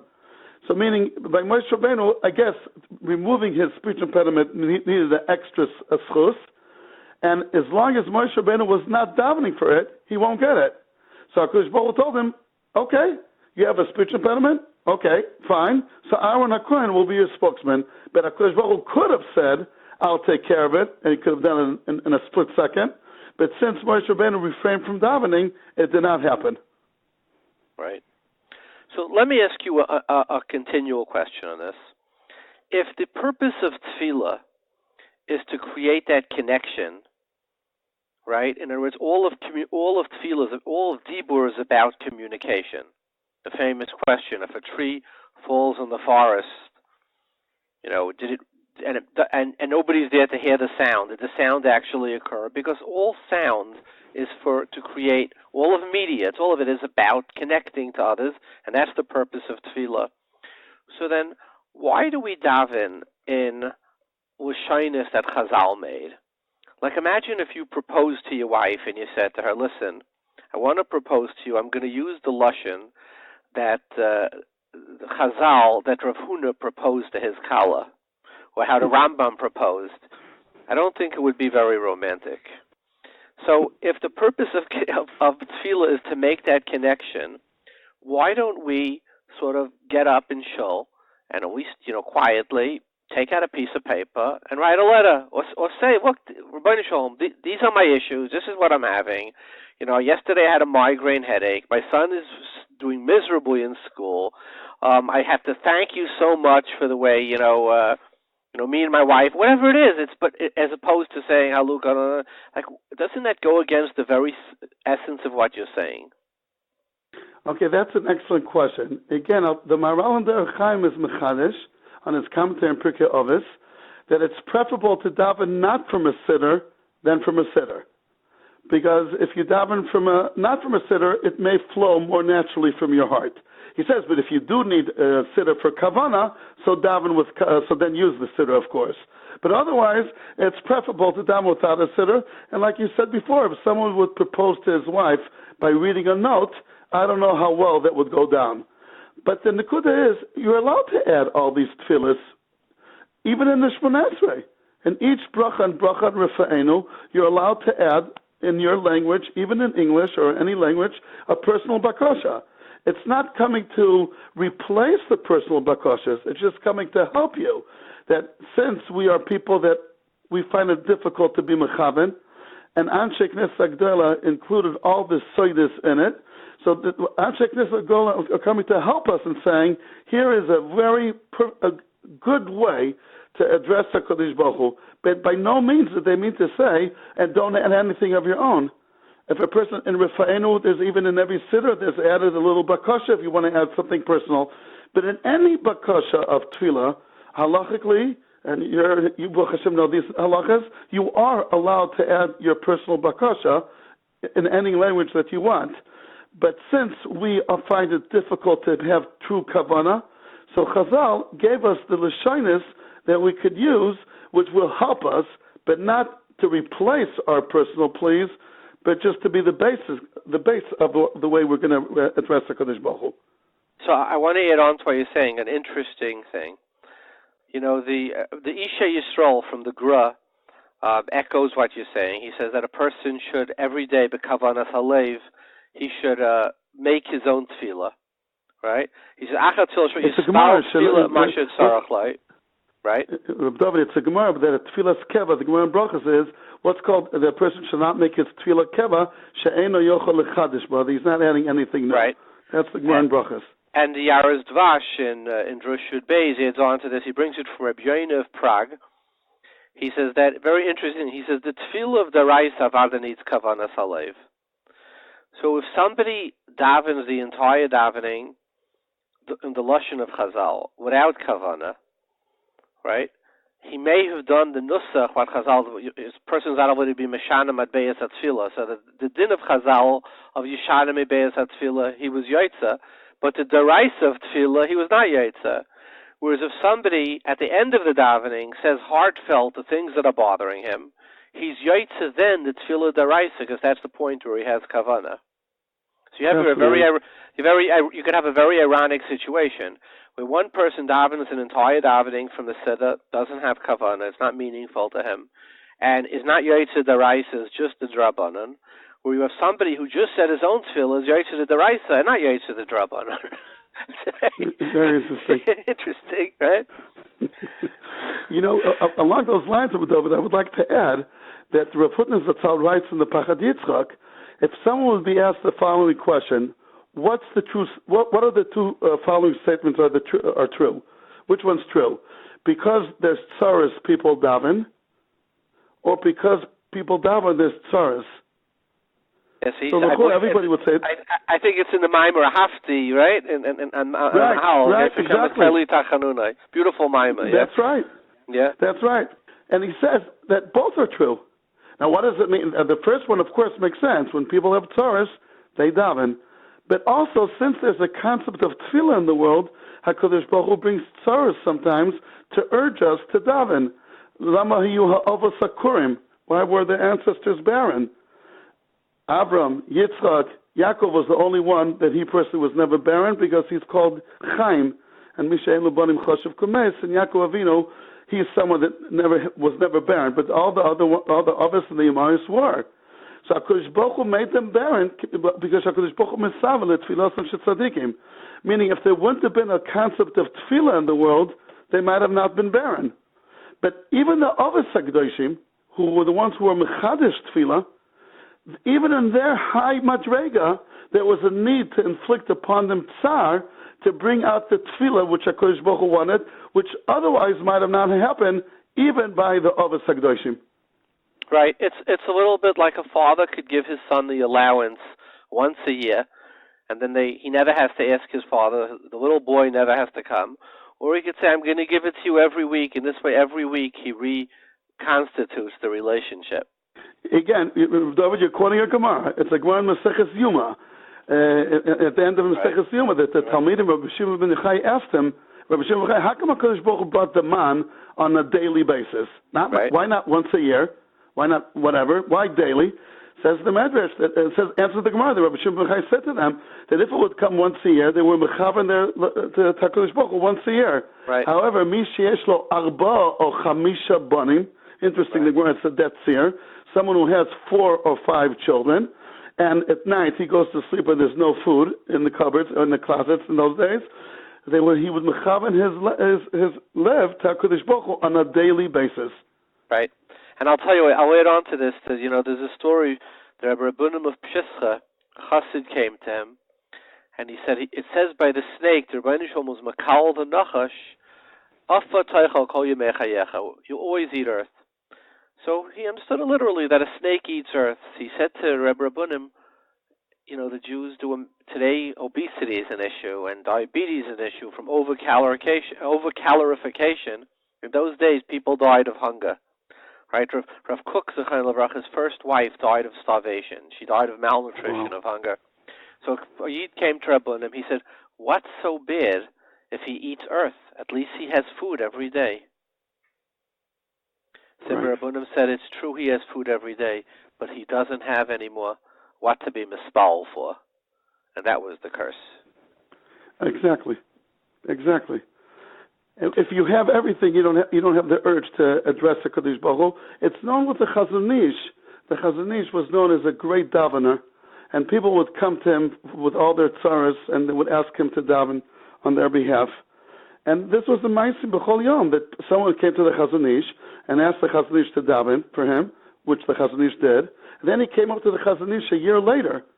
So the Chazon Ish asked him, no, what happened with what you asked me a year ago? Baruch Hashem, that worked out. I'm coming today for something else. Says the Chazon Ish, why didn't you tell me? I'm davening for you already for the last year. So it brings out again this message that when there's a need, they ran to the Chazon Ish. When things sorted out, they didn't run back to the Chazon Ish and say, hey, Rebbe, Baruch Hashem, it worked out. Right. So we know that tefillas are neged karbanis.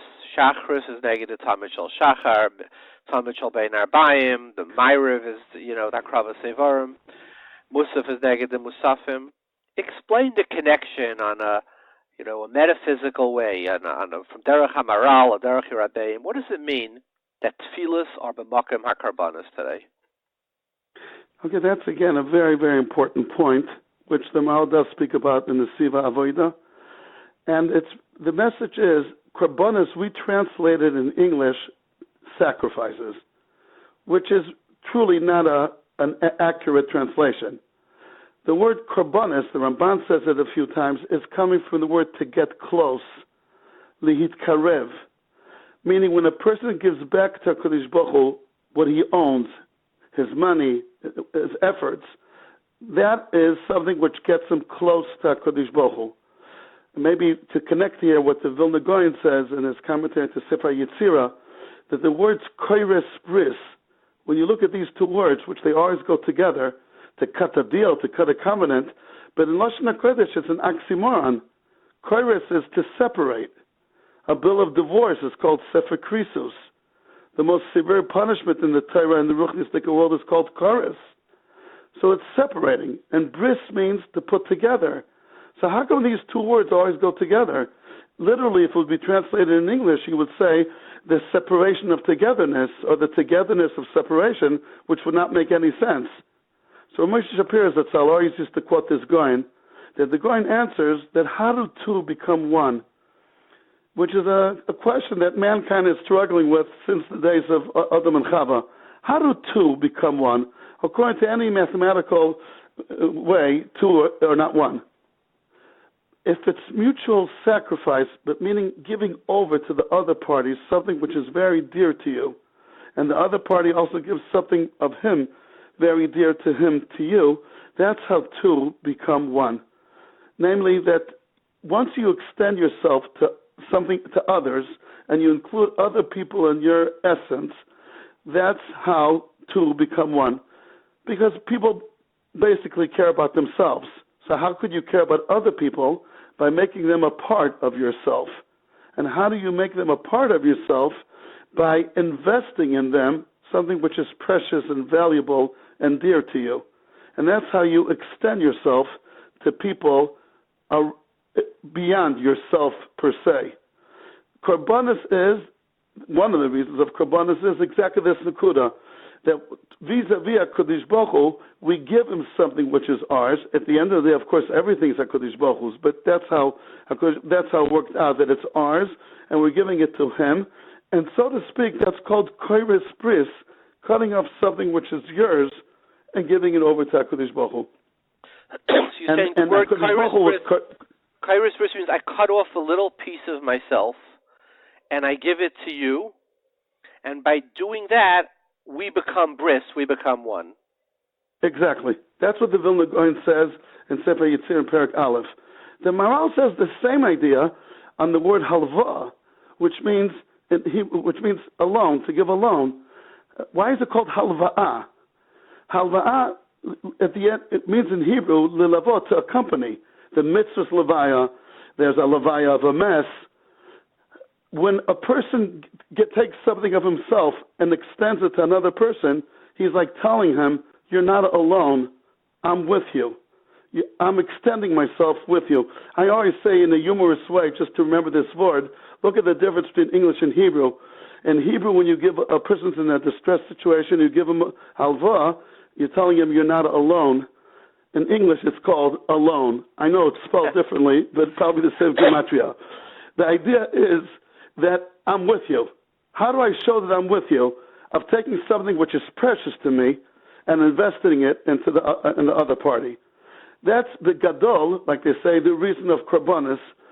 Tefillah, again, is instead of that I pour my heart out to HaKadosh Baruch Hu, and something which is, so I'm not tangibly, physically giving something over to HaKadosh Baruch Hu, but I'm giving my nefesh over to HaKadosh Baruch Hu and telling him how much I'm lacking without his assistance. And Reb, let me add on to what your beautiful Torah, Reb Yeshua. The word trua, right, means to brada, to shatter, to royem b'shevet barzel, to break off, right? And yet in Hebrew, a friend is called re'im ahuvim. A re'ah is a friend. I break off a piece of myself and I give it to you. That way we become re'im. Okay, that's a chiddush, because probably the reason why we all called re'im, that we all are pieces of something much bigger. We're all slices of a big piece of cake. So when I relate to you and you relate to me, we really have what to do with each other because we're all parts and pieces of something much bigger. But you want to add to it that I'm investing in someone else, which will be a nice chiddush as well. Yeah. So let me continue with our questions. Why does Hashem, Tefillah is all about shvach, shvach, shvach. We keep praising Hashem and praising Hashem. I mean, just imagine if your son came home one day, or every day, 3 times a day, and he gave a speech about how amazing you are.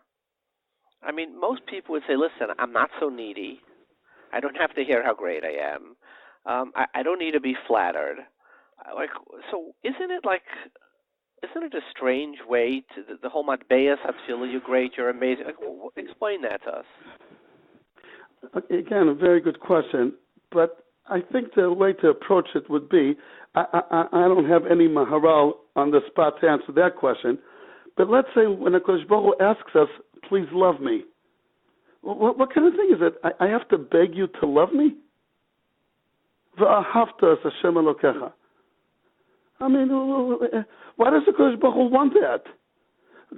Just imagine a person going around and telling people, please love me.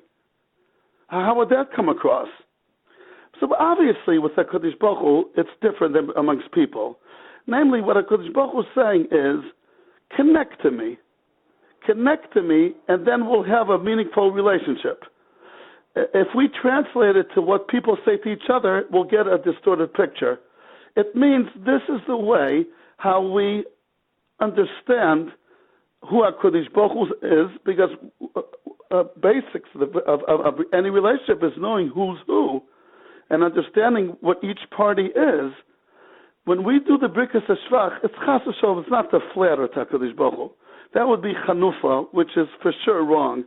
It's meaning we're telling HaKadosh Baruch Hu, when we're having with you a relationship, we know who you are. It's not what you're Akel, Hagodol, Hagibo, V'Hanora, these attributes that Moshe Rabbeinu said. It's laying down the foundation that there's an acknowledgement who HaKadosh Baruch Hu is, not to flatter, chas v'sholom, but to show we know who we're talking to. I'll give you an example of what Reb Chaim Kanievsky said. Reb Chaim Kanievsky said, if I have a question to daven in a minyan without a hat, or to daven alone, I have to till I get my hat, I'll daven b'yechidus. What's preferable? Said Reb Chaim Kanevsky, again that's his shita, I'm sure there's other shitas, it's preferable to go home and get your hat than to daven in the tzibur without a hat. That's what Reb Chaim Kanevsky wrote. It's in his farm. The logic of it is because since it's all about a relationship, you're appearing in front of a melech, so it has to be shown that way. We never showed up to Rav Hutner Zatzal without a hat. It was not shaykh. So that would have had a bad ending, showing up to him without a hat. Rav David, it wouldn't have been the ending. It wouldn't have been the beginning. It wouldn't have started. Okay. So, but you're right. Tefillah is about a relationship. Therefore, running out of davening before it's over and treating it as if it's a yoke and a burden that I want to get rid of, for sure that's the furthest thing what HaKadosh Baruch Hu really had in mind when he gave us the mitzvah of tefillah. Well, Rabbi Yehoshua, it's an honor to have somebody, such a great marbitz Torah, somebody who's written so many svarim, who so many people use, Vani B'Seichem, on our program, and thank you very much, and we wish you a ksiva v'chasima taiva. A ksiva and chasima taiva, and keep on your avodas kodesh of habratzas Torah in so many different ways. Thank you. Kol tov. We have the honor of having with us on the phone from Kiryas Telstone in Eretz Yisrael, Rabbi Yehudah Landi. He's taught for many years. He's Talmid of Itri. He's taught in Neve Tzia, in Yerushalayim, in Beis Meir. He's a historian. Welcome, Rabbi Landi. Hello. Good evening to you. Good evening to all the listeners. Rabbi Landi, could you tell us the history of Tefillah? How did it start from Moshe Rabbeinu's Keil Na Refanala, 5 words, to where it reached today? To talk us through the iterations. Well, it's kind of very hard to exactly know what happens, during Bais Rishon. The Rambam considers Tefillah mitzvah of the Torah, which means, of course, that everyone davened even during Bais Rishon. But the order of, we're talking mainly about Shmona Esrei, is something that the Rambam said developed in the beginning of Bais Sheni. So the Rambam's mitzvah of Tefillah, any individual, as you say, 5 words, Kel Narafan Allah, you fulfill the Torah mitzvah of Tefillah, but Chachamim established a set order, and that's the Shmona Esrei, and the Rambam Nichos Tefillah explains that when the Jews came back from Bavel, they had a language problem, as is evident from Sefer Ezra. People were marrying, were living in countries where they didn't speak Hebrew, so it was hard for them to know how to daven, and therefore the Anshe Knesset Gdola set up a set order, a set Nasach of Tefillah, which is what we have today. So, when you say we have today, it starts with Moida Ani, and then it goes through the brachas, Brachas Torah, and it goes through the brachas. Then it goes through the beginning of the karbanis, where we talk about all the tefillas that precede karbanis. Then it goes karbanis. Then it goes psukei de zimra. Then you have brachas kriya shema and shmon esrei, which are brought in the Gemara. And then you have Tachnon, and then you have Ashri Volotzian, and the Yoim, and Enkel Ikenu, if you're Sfard, and you have Aleinu, and the Sheish Schiris, and Animamins. I mean, walk us through some type of a timeline. Did all that come at one time? No, definitely not. Well, we have the Yerushalmi that talks about Psukei de Zibra, so give us some... definitely did not come at all one time, and you mentioned, for example, you said Ein Kelokenu Nusach Sfard. Well, in Eretz Yisrael, Nusach Ashkenaz says Ein Kelokenu as well, and the issue is on Tisha B'Av, for example, you're not allowed to learn Torah, so you're only allowed to daven what's Seder Hayom. So for many years, in Nusach Ashkenaz, they were not saying Kelokenu on Tisha B'Av. So Rav Yashu says, well, today it's part of the Seder Hayom. So that's an example of evolution in modern times. But there's no doubt that I use the term evolution. I don't know if that's such the best choice, but there's no doubt that when we look at things in time of the Gemara, in time of the Mishnah, we realize that Tefillah was one thing and Kriya Shema was another thing, and Psukei de Zimra, even the way we say it today, certain things came into the Tefillah at a later time. The Gemara in Shabbos says, Rabbi Yossi says, Yechelki, from people who finish Hallel every day. The Gemara says, talking about Pesukei de Zimra, meaning the last 5 kapitloch of Sefer Tehillim, which are Pesukei de Zimra. So a lot of the stuff is Baruch Shama, for example, is not mentioned in the Gemara. So start with Rabbi Landi. Let's start with what is mentioned in the Gemara and that's not, and when they were added. It's very hard for me to give precise answers, but I'll say, well, of course, Shemona Esrei is in the Gemara, and Kriya Shema is in the Gemara. But did they always daven Kriya Shema together with Shemona Esrei? You can ask yourself that question. In the Gemara, we find the concept where the Gemara talks about the shvach of people who are somech geula l'tefillah, who say Gal Yisrael and daven right afterwards.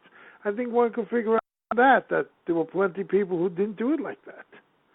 Who said Kriya Shema separately and said and daven Shemona Esrei separately.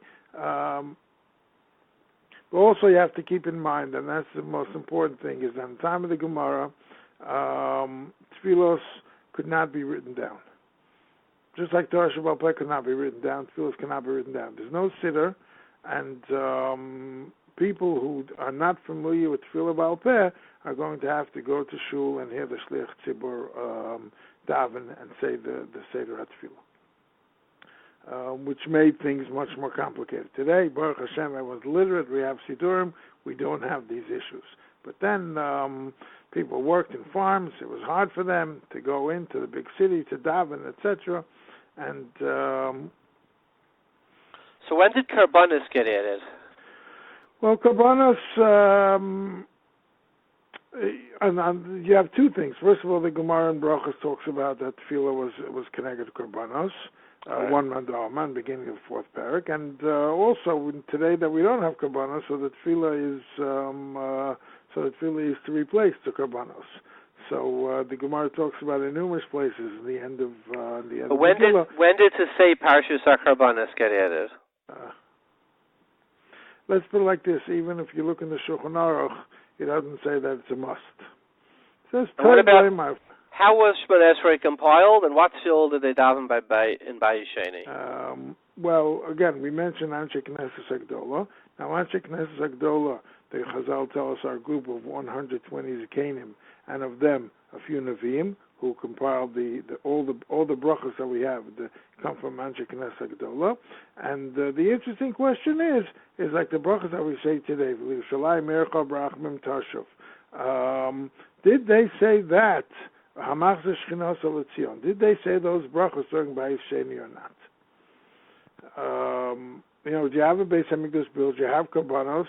Are you going to say Vasher Beis Havodo L'Dver Beisecha? Or so that's an interesting thing. Rabbi Yaakov Kamenetsky Zatzal held that no, they davened the same Shemona Esrei that we daven today. Despite the fact that they had a Beis HaMikdash built, they knew that this Beis HaMikdash is not something that's going to last forever, and it's not real Geula, and they daven they daven Shemona Esrei we have today.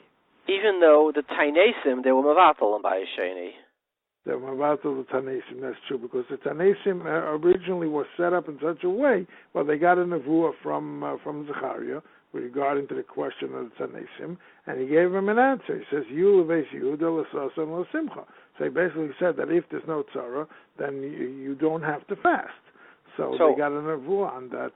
I understand, but the extension of that would be is by Sheni, while we're here, let's respect the reality of what we're living in. We're mevatel the tainus, and you would think they should have been mevatel a machzor shchinas eletzion too. Okay. So the chiddush is Rabbi Yaakov says that not. So you have a raya to that.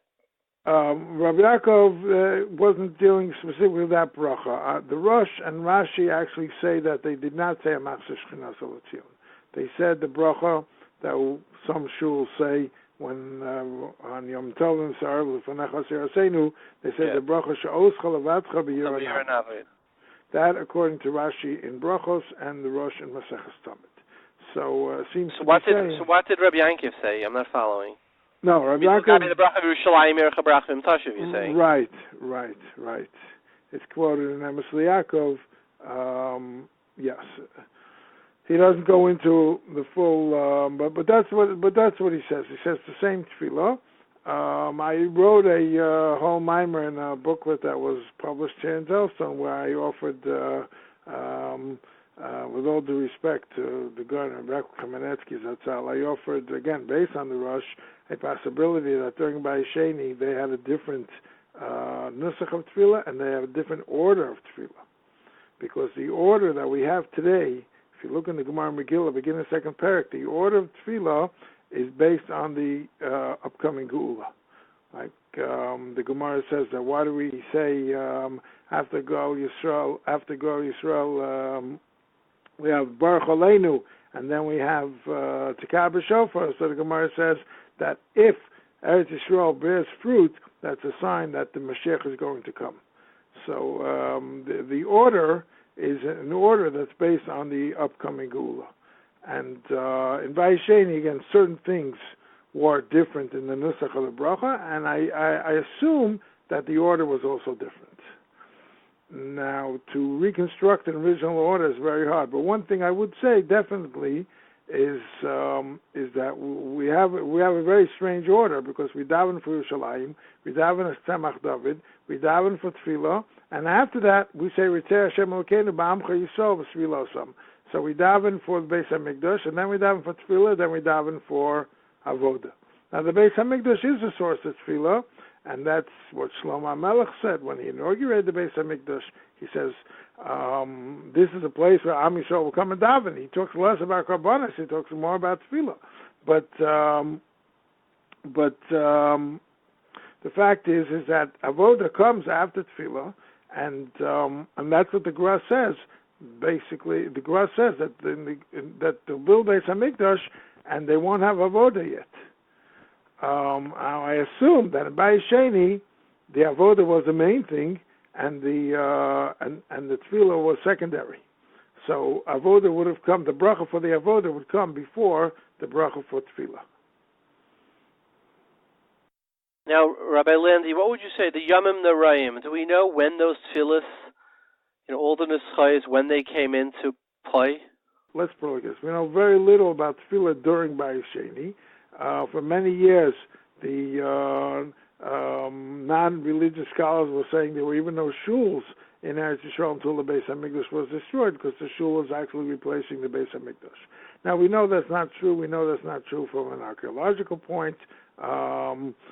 Even in Yerushalayim proper, they actually found a stone dedicated to a shul from the time of the Beis HaMikdash. But you could say the function of the shul was slightly different. Davening, we have a very interesting, we know that they davened in those days, and they definitely laned, and they read Haftorah. That's for certain. Chazal will attribute that to Ezra, to Tekonos Ezra, Tekonos Moshe Rabbeinu. I'm talking about from an archaeological, historical point of view. That's something that definitely we know. But the nusach of the tefillahs themselves, what we have today, I can't find any sitter from the days of the Dead Sea Scrolls to say that this is what these people used to daven. And what about all the piyutim? When did the Sanatoykef, the piyutim, when did all get it? Hamelech, when did Hamelech get added? Okay, the piyutim are like this. The early piyutim are based on a person by the name of Rabbi Lazar Kalir.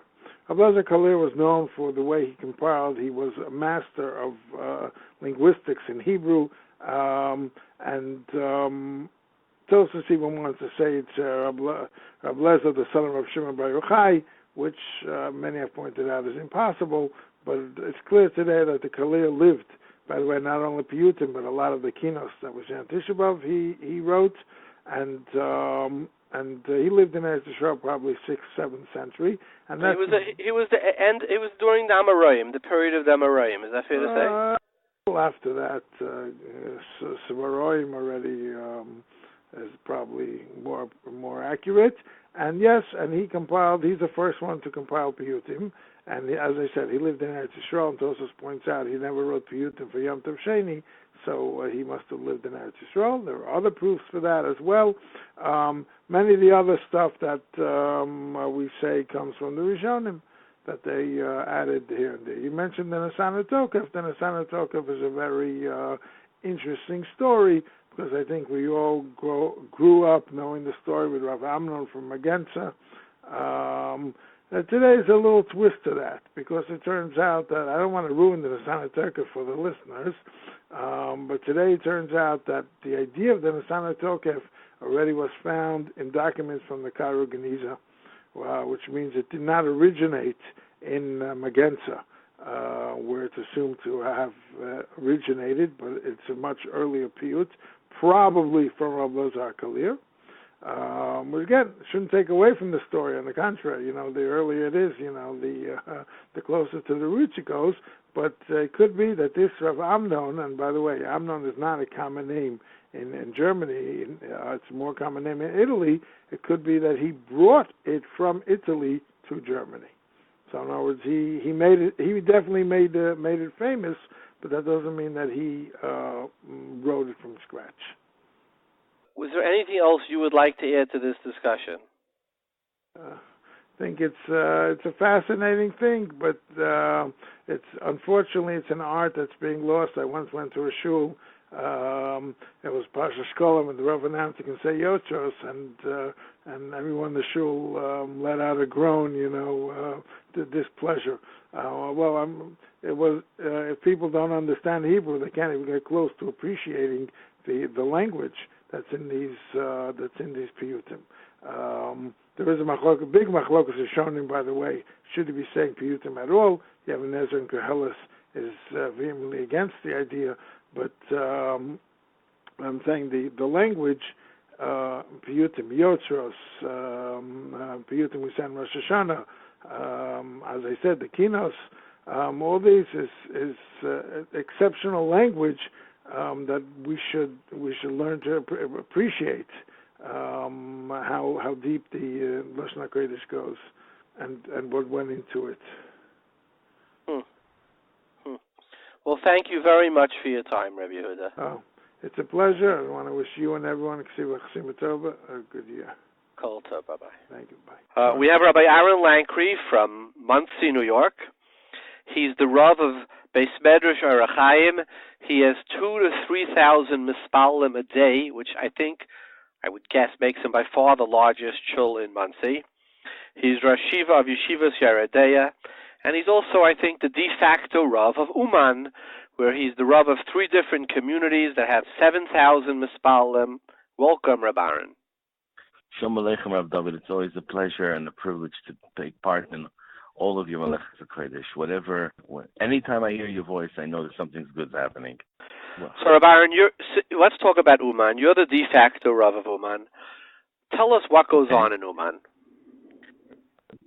Contrary to what most people believe, that Uman is a place with a lot of what they call nanachs, people with these white beanies and very like a Woodstock type of environment where people are just jumping around. That's the mute to the mute.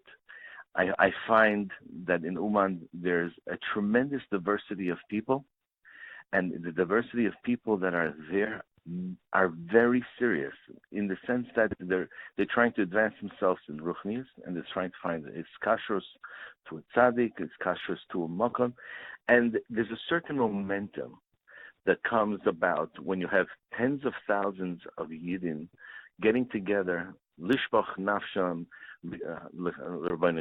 they're opening up their hearts and they're breaking barriers. They're not living in the most luxurious environment. They're in apartments. Even if it's a nice apartment, it's 6 people in a room. It's like it's worse than the dormitory was. It's a very unique thing. So they're very sincere. There's a lot of sincerity. It's I was recently at the Kaisel, and I was married to so, and people go to the Kaisel, and it's a welcoming place to everybody. But not everyone can come and say that I feel at home at the Kaisel, because at home, That's not the way it is. Uman, Beis Medrash or Chaim, is like the Kaisel because it's everyone is welcome, everyone fits, everyone makes sense. It's hu mekayim shalom. It's you are the makom. You develop the people. The people are the energy of the place, and the people are sincere. Most people don't want to leave their families for Rosh Hashanah and be away and be handed out food or packages or even schlepping food. It's not the most geschmack time of the year, right? Going to a hotel for Pesach is a lot more easier. But they're doing it, and their families are being meiser nefesh for it because they believe that the result is that their husbands or their children come back infused and energized for a much better year. So I think that's why the women allow it. There are a lot of jokes, like Elul stands for Ani le'uman ve'ishti la'azazel. That's one of the famous expressions, but that's not the intention of, I would say, majority, the ruba of the people that are there. I think they're really looking for... Rabbi, it's fair to say that Hasidim from days of old used to leave migrate. To leave their families to go to the Rebbe, and they would. So this is not a new thing, particularly, is it? It's not, but they went to a Rebbe that was alive, L'chura. Yeah, okay, but that's the Nakuda here is about leaving. The leaving thing is, yeah, and they want to get an inspiration. Here, what's happening in our generation of David, I see is unique. There's no one individual that people go for inspiration. The inspiration is in the masses. People are following people, and where they're following, where they're going, they're influenced by a momentum. It's like there's no, hi, here's a certain Rebbe, let's all go there. There's a momentum. There's a momentum of positive energy. And I think that's the most attractive thing. If it was designed that way or it came about that way, I don't know. So your point, Rabbi, is that most of the wives are okay with their husbands going because they think that their husbands come back elevated from a ruchniistic point of view. Yes, and some of the wives are happy that husbands are going for. Okay. You can get them a break. Okay. Now, what do you say, Rabbi? What do you say that people who say that probably 60 roiv of the olam comes from Eretz Yisrael? I mean, they could daven by the Avis Akdoshim, they could daven by the Koisel, they could daven by the Arizal, they could daven by the Kevarachel. They're going to Russia. They're a few miles from Babi Yar, from Geschachten Yidden, right? Like, what's this? Why not go to the Rashbi? I'm saying, and go to the Rambam, go to the Rashbi. The Jews have always said, so now we're in Sion, and we're going to the Ukraine to Nachman Breslov. I mean, we don't know much about him, but the Arizal is an Ishkeven, the Avis Akdoshim is an Ishkeven, Mama Rachel is an Ishkeven, and like it just seems it seems bizarre, honestly. Yeah, and that's why I say it's a momentum created by people. The people are attracted to the environment, to the people that are there.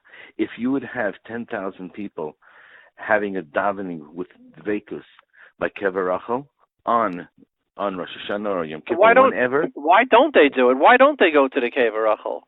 Because Rachel Imenu never promised to pull people out from their payers. They have a Masaras.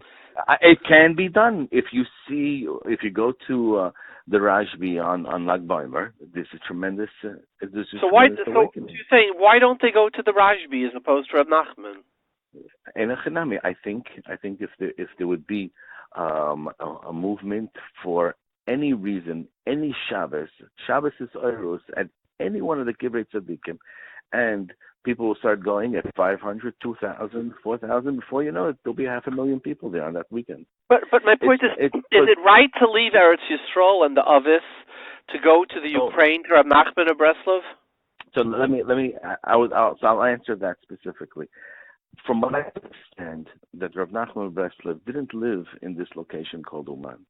He lived somewhere else, and he was buried in this place. He selected being buried here because of the 39,000 korbanos, and he held that this is Admas Kodesh, a makom where 39,000 Yidden were nishchat al Kiddush Hashem. That ground is so holy that he wanted to be buried there. So Enechanami, it's not Eretz Yisrael. But wait, you're talking about because of Babi Yar? Something, yeah. But they used to go there before Babi Yar. They also used to go to Uman. Yeah. Right. It's not a new thing. So it's not a new before thing, but there's an awakening. Why, when, how? These things evolve. And it always helps when there's better and more accommodation. So another thing that they go. I know you go very often to Reb Shaya Kerestir, and yes. I don't know who he was, but we would agree he's a relatively minor Rebbe. So they could go to the Rashbi, and we go to Reb Shaya Kerestir. Isn't there it's a level of absurdity? It's like somebody's makbid on. I don't know, to burn their nails, and you say, you spent a week burning your nails. You could have learned Rajma, but burning the nails is such a heilig gazah. I mean, isn't there some concept in Yiddishkeit in life, of having a sense of perspective, of just sort of, of a hierarchy, of priorities? It's like, why would somebody go to Ukraine when you could go daven by the Rashbi? You asked the question. I'll answer it, because they see results. That's the answer. So I want you to know. Does it make sense that the results by a relatively minor Rebbe should be greater than by the Ovis, by Avram Yitzchak and Yankov? Well, they're going there with specific issues, and they find Siyata Dishmaya. So because of that, I'll tell you Ma'aseh Shahaya with me. I went to the kever of Shmuel Hanavi. I was there for a tikkun one Thursday night, and we did a mishmar, and the teva of Shmuel Hanavi was that he never took anything from anybody.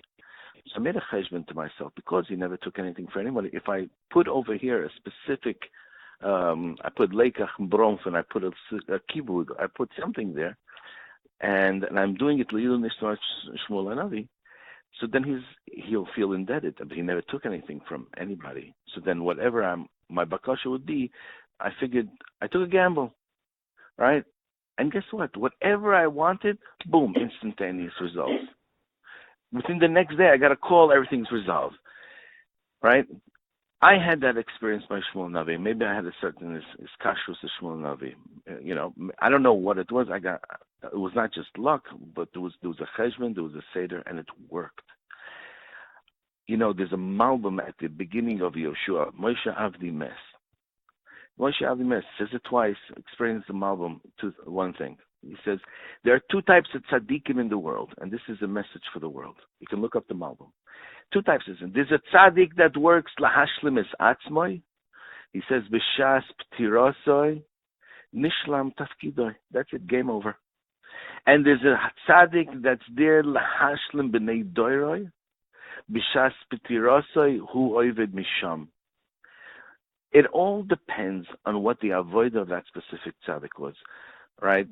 Rav Nachman Breslov had challenges of depression, and which is a challenge of our dor, and he overcame it, and he instilled simcha. And our dor is thirsty for simcha. And guess what? It's working. His avodah that he did here to enlighten people and give them simcha continues his avodah afu misham.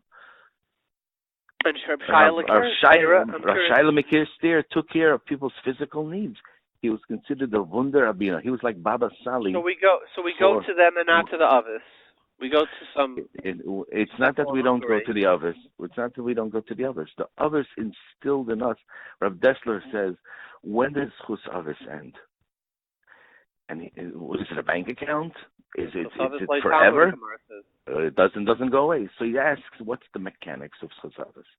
The chus others mechanics is that if Avram Avinu had a midah of chesed, and I'm part of his DNA, that means I can be Avram Avinu. Matai Masa Yagila Maisa Avosai is mamash, I can be an Avram Avinu. So the result is the chus others establishes that I can be an Avram Avinu, I can be like him.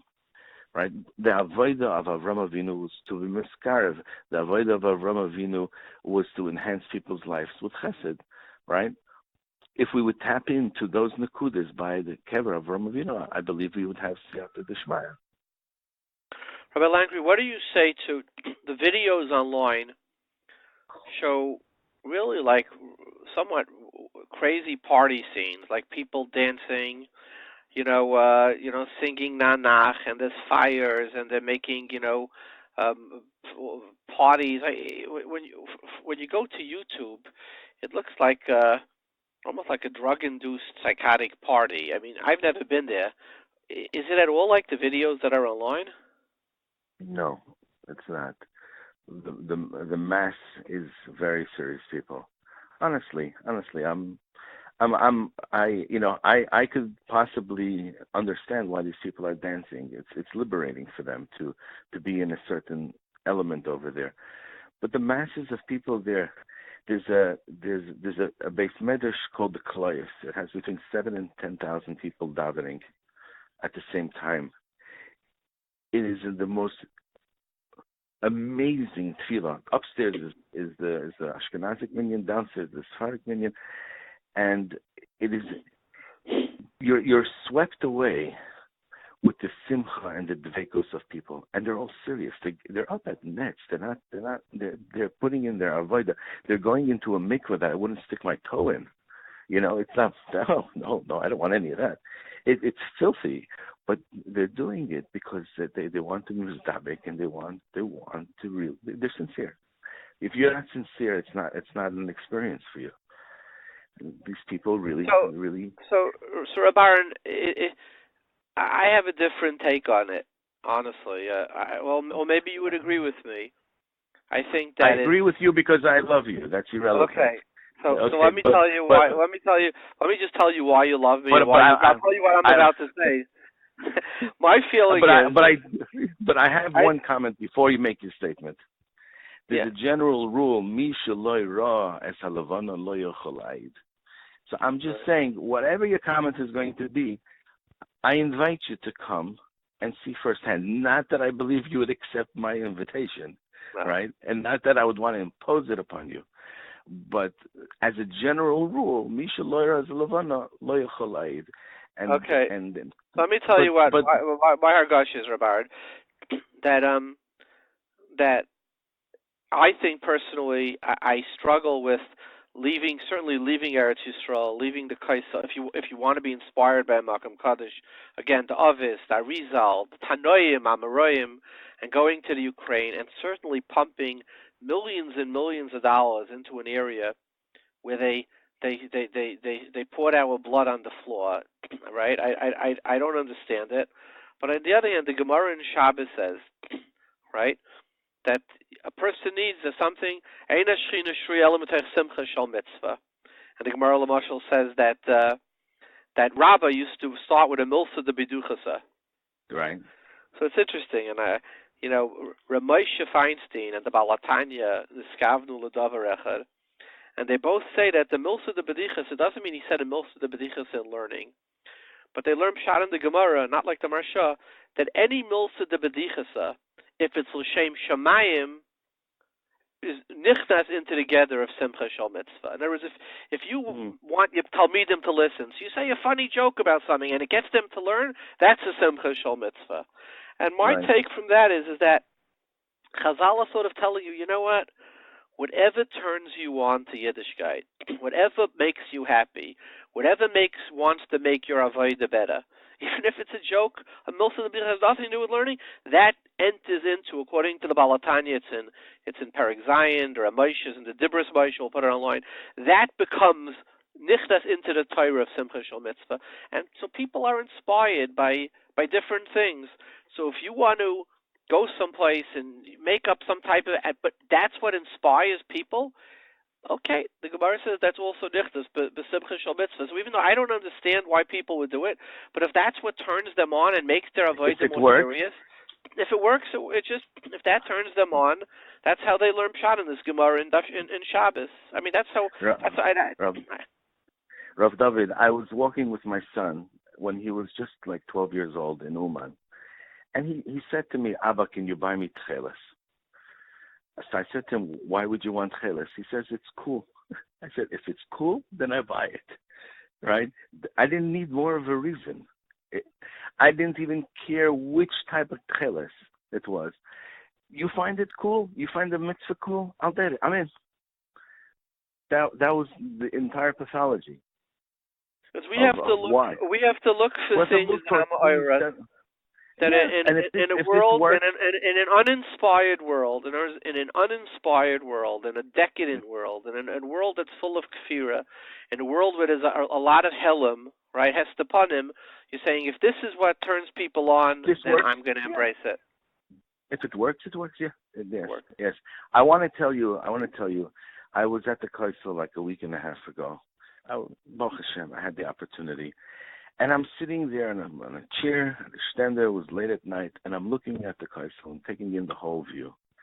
And I realized, and I'm sure everyone has realized in the past, that the stones on the bottom are much larger. Then they get a little smaller, and then at the top they're even smaller with the little cement. And on the top there's probably dust and crumbs of sand. And I'm saying to myself, which part of the Kodesh is the most powerful part of the Kodesh? Is it the big stones, the foundation people, the people that have strength, the more affluent people? Is it the middle class? Or is it the lower, small stones? And you know what I came to a realization of, David? Right.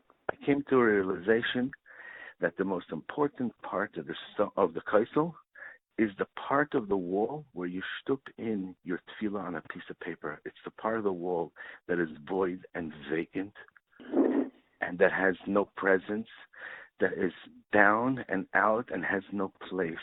Hashem says, if that's where you feel, stick your paper into that void, and that's the tefillah that I want to hear. The most important part of the Kodesh, right? Miza oimed machre kotlenu matzitz min hacharakim. Those little cracks. That's where Kodesh Baruch Hu is being meitzitz. Where's the meitzitz? The broken down person that has nothing at all, and he's broken, and he's in the airport. I'm in the airport, and people are.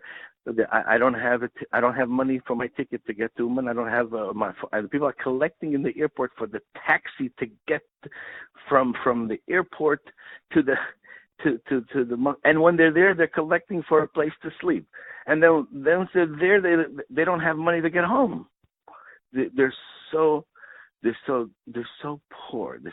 And they're looking for a Yeshua. They're looking for some type of salvation. If you're that desperate and you're that broken, and you're looking for and you're mamin b'Kodesh Baruch Hu, and you're going and you're trying your best, wouldn't you want to be davening with that person? It's the people that are the cracks in the wall that I'm looking to daven with. I'm not looking for the absolute best voice. I'm not looking for the absolute. It's the person that took every shekel he had left to his name. He says, I want to be in an environment where the guy next to me is totally broke and they have nothing. They have nothing. They're in the street, and if not for Laser Shiner giving them food, they wouldn't have food. Rabbi Aaron, thank you very much for your time. And it's always a pleasure. The Rabbanis in Uman should be a simcha shal mitzvah. The tefillah is on the scalpel there. Amen. Thank you for the opportunity. Bye-bye. We have on the phone with us from Monsey, New York, Yosef Chaim Bernfeld. He's been going to Uman now for 8 or 9 years. He considers himself a Talmid of Reb Nachman and Ananach. Welcome, Reb Yossi. Hi, how are you? So, Reb Yossi, why do you go to Uman? Why do I go to Uman? Now why I go to Uman? Because I need to get my spiritual fix. And how do you do that? By going to Uman. And how does that do that?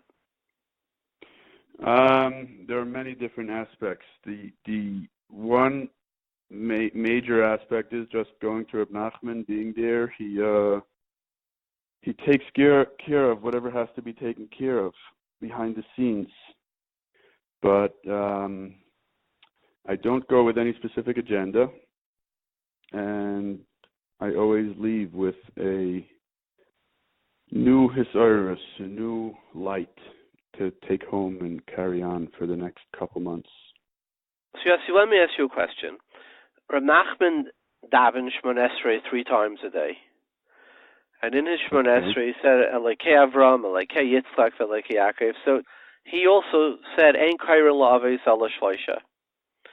So if you could go daven by Reb Nachman's Aves, who he in his prayers, in his chus, this chus he begged for 3 times a day, why would you go to Reb Nachman's? Or you could go daven by the Maras HaMachpelah. There's a minyan there in Rosh Hashanah. Because it works. There's no look at some. I'm not that learned. I learn a little bit. But one thing I know about Reb Nachman is that it works. Reb Nachman says you got to follow a tzaddik that will connect you to Hashem. Right? What is the mission or the job, the avodah of the tzaddik? You have Moshe Rabbeinu and all the other tzaddikim that existed in the past generations throughout Jewish history. There was a mission that they had, whatever it was. But to me, they connect us to Hashem, and they help us. They guide us in how to connect to Hashem. Now, whatever it is that's happening in Uman, something's going on there, but it's been working for me. It changed my life. It made me who I am today, and it didn't happen through going to the Avis and the Marsa Machpelah. Not that there's something less about the Marsa Machpelah. They each have, of course they were the Avis, but there's something different about going to Uman. I don't know. I can't really explain what it is, but it's working for me and many, many others. In other words, there are different scenaries, and this is a scenario that works for you. Correct. It's working very well. It seems like it's something for this generation. It's a crazy generation. I've been in many, many different places in my life, and the Avis didn't appeal to me at certain times in my life. Again, not because it's not less. It's more that, again, they're the Avis, but Reb Nachman knew how to tap into the issues of today and to the people of today, and how to connect them back to the Avis and to God and to Torah and to Judaism and so on. Now, there are people who will say that there's drugs at Uman, that there's sort of a dark side to Uman. Have you ever seen that? Yes. And so talk to us. Is how prevalent is it? Do you have to worry if you send your kid to Uman that he could end up with the wrong crowd? I mean, there have been rumors of other things at Uman. Talk to us about that. Right. How real is that? I'll tell you for a few different. I'll tell you from a few different perspectives. First of all, I live in Monsey, right? Very holy place. I know Lakewood, Brooklyn, Israel, Marsa Machpelah, as you spoke about. All these holy places have a lot of drugs there, have a lot of bad, have a lot of negative. So it's not different than anywhere else. Now, it might be hidden better in other places, but it's everywhere. Drugs, the dark side is everywhere. Nachman says that every place where you'll find Kedusha, you'll find Erva. The stronger Kedusha you have, and it's not from Nachman. I'm sure this is in this farm for the past couple thousand years. That wherever there's Kedusha, the stronger the Kedusha, the stronger the Erva, the stronger the Tumah. Happens to be that from the Zohar we see that through the Tumah is how we get to Kedusha. That's for a different time. Now, about worrying about sending your kids to Uman, so I'll tell you, on the one hand, you have the perspective. I know people that come there with their little kids. They take the kids to Rabbeinu, and they say, Rabbeinu, you're babysitting for the next week. Right? It's very hard to run after your kids. Now, I understand that's extreme, but it's an idea. It's the idea that we're by Reb Nachman, and Reb Nachman's taking care of everybody here. Now, when people go to Uman and they, here, I'll tell you a little bit about my story, and you'll understand my perspective. I know a lot of people won't like it, but too bad. I mean, this is my story. When I went I went to a yeshiva when I was 16. Until I was 16, I was very frum. And when I went to yeshiva, I went to a certain yeshiva where I really loved it and I really had a great time there. It really changed my life. I was there for 3 years. But from the outside, it looked like I was going down. And I was. In the frum world, it's considered I was going down. I took off my hat and jacket over time. I put on a kippah sruga.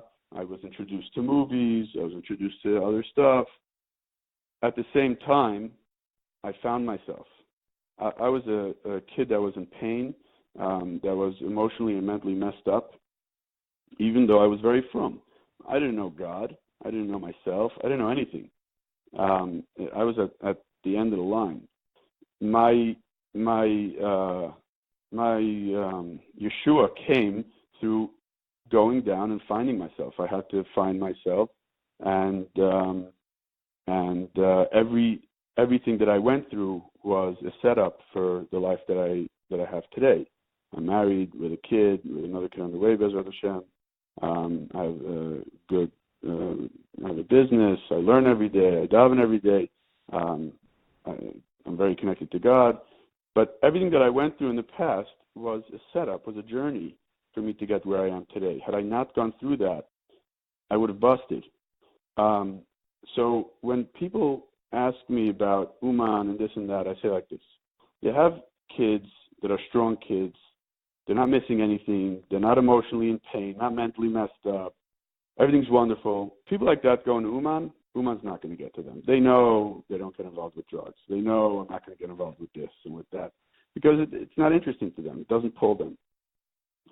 Then you have kids that look like they're very frum on the outside, very frum, very religious, and they go and they do get verchapt. And those kids are usually, this is the beginning of their journey that's going to heal them. The kids that get verchapt are usually the ones that need it, that need the journey to get healthy. It says, God has a plan for everybody, has a journey for everybody, and at the end of the day, the journey might seem scary, but no one's going to get left behind. God knows exactly what He's doing, and for it to happen in Uman is probably the best place for it to happen because you have Rabbi Nachman. You're connected to something that will keep you going for the next who knows how long. People connect to Rabbi Nachman and to Uman. The first few years that I've been going to Uman, I used to go just to party. I went only for that. I don't like Rosh Hashanah. I don't like shul. That's not my thing. So I went just for the party. Is there a party there? Of course, you got 40,000 people partying. Now you have the real frum people partying, and their party looks like dancing around the bima and very serious. But that's a party for them as well. It's a suda. Right? What's a party? Is a suda. It's a celebration. Then you have the people that celebrate differently. You have all different types of people that celebrate differently. It's an inaugural party, right? How do when you say differently, how do they celebrate? Well, you have some people that I know. I used to stay with somebody. My first year that I went there, I was in someone's room. Very holy guy. He used to get up to Sikin, go daven, come back to his room, make his own kiddush, his own tuna, his own Monsey, and some tuna and a few stuff, and then that was him. And he was so excited there. He would dance with his people, and that was his party. You're going to say, well, it wasn't a party. Of course, it's a celebration. Call it whatever you want, but it's definitely a party even for those people. And maybe it's a very serious party, but it's definitely a party. Then you have people that don't go to shul or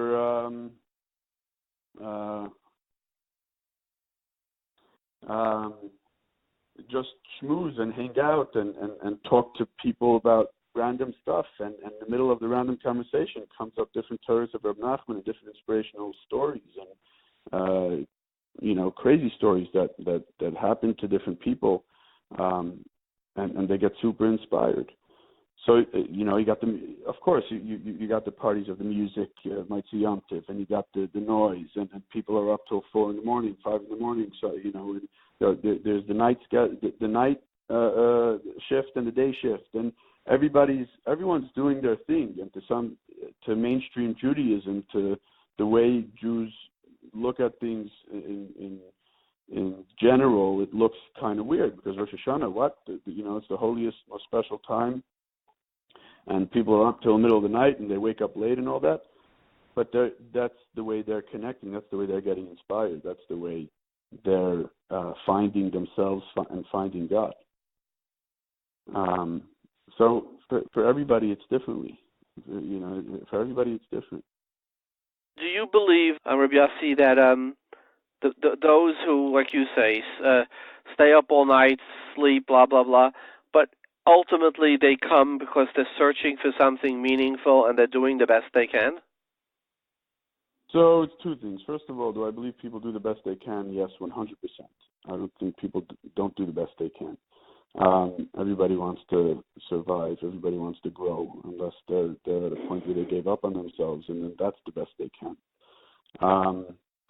But I want to point out something else, that at the end of the day, for me, the first few years I wasn't connected. I didn't learn with Nachman. I used to go around dancing on the vans and who knows what, without knowing what Reb Nachman meant.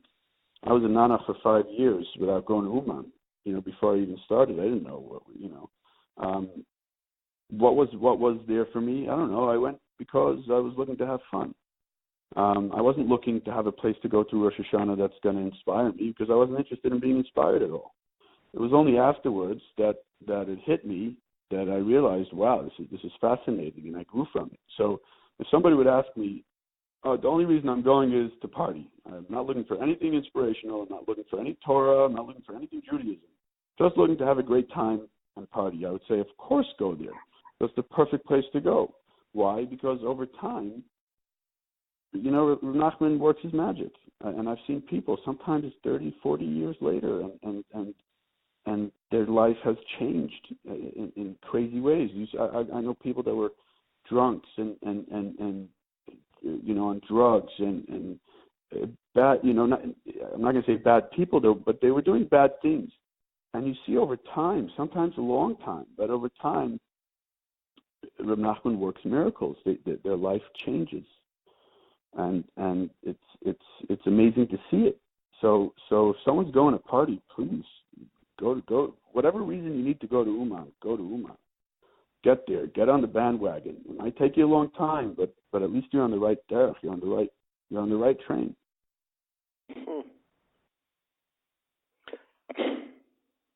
Yossi, thank you very much for your time.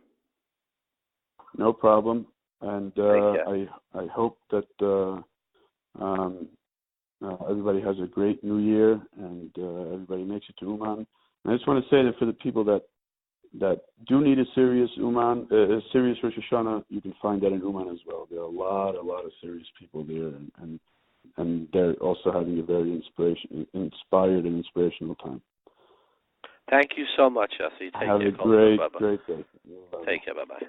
Let's go to the chosen winner of this week's riddle. So it says, Ki sivne bayis chadash, vasisa maka ligagecha, loisasim domim beveisecha, t'din of a maika. So here's an interesting thing. Taisus in Chulin and Afkuf Hay says, you don't make a bracha asher kedishanu mitzvahs kriya shema by kriya shema balayla, because you don't make a bracha on something that's to prevent damage. And Taisus says the same thing. You don't make a bracha on mayim achronim. Mayim rishonim, we say shekishanu says why don't we make al mayim achronim? When there was melech sedaimis, when it was me'ikar adin, not like today, according to the Ramah, Shaila, is it me'ikar adin, is it not? Depend, different opinions, right? But then when they used to really do it, why don't you make a bracha al until shidayim? So Taisus says, as well as the Rambam, that's something that's just to prevent the damage. How do you make a bracha for? Asher kedishanu mitzvahs to prevent the damage? It's like, a bracha is something you anticipate, you're looking forward to. This is something that it's preventative of a damage. Whatever the svar of Taisus, that's how Taisus paskins.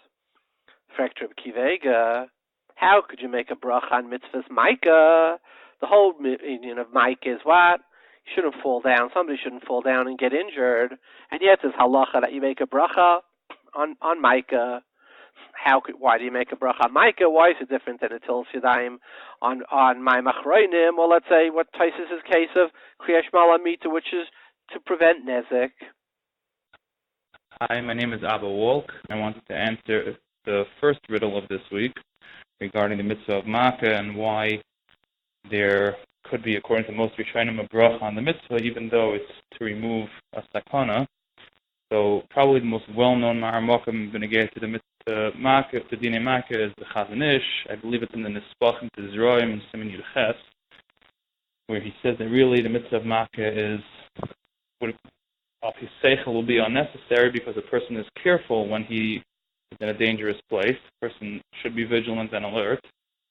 And it's a Chiddush Hakra that's in that wagon on a gag on top of a base dira. There's a chiyuv of Makkah, and therefore the Chazon Ish goes on to be mechadish that it doesn't apply to a merpeset, like it's mashman the Zifri, porches and other parts and other areas which are not the roof of a dwelling.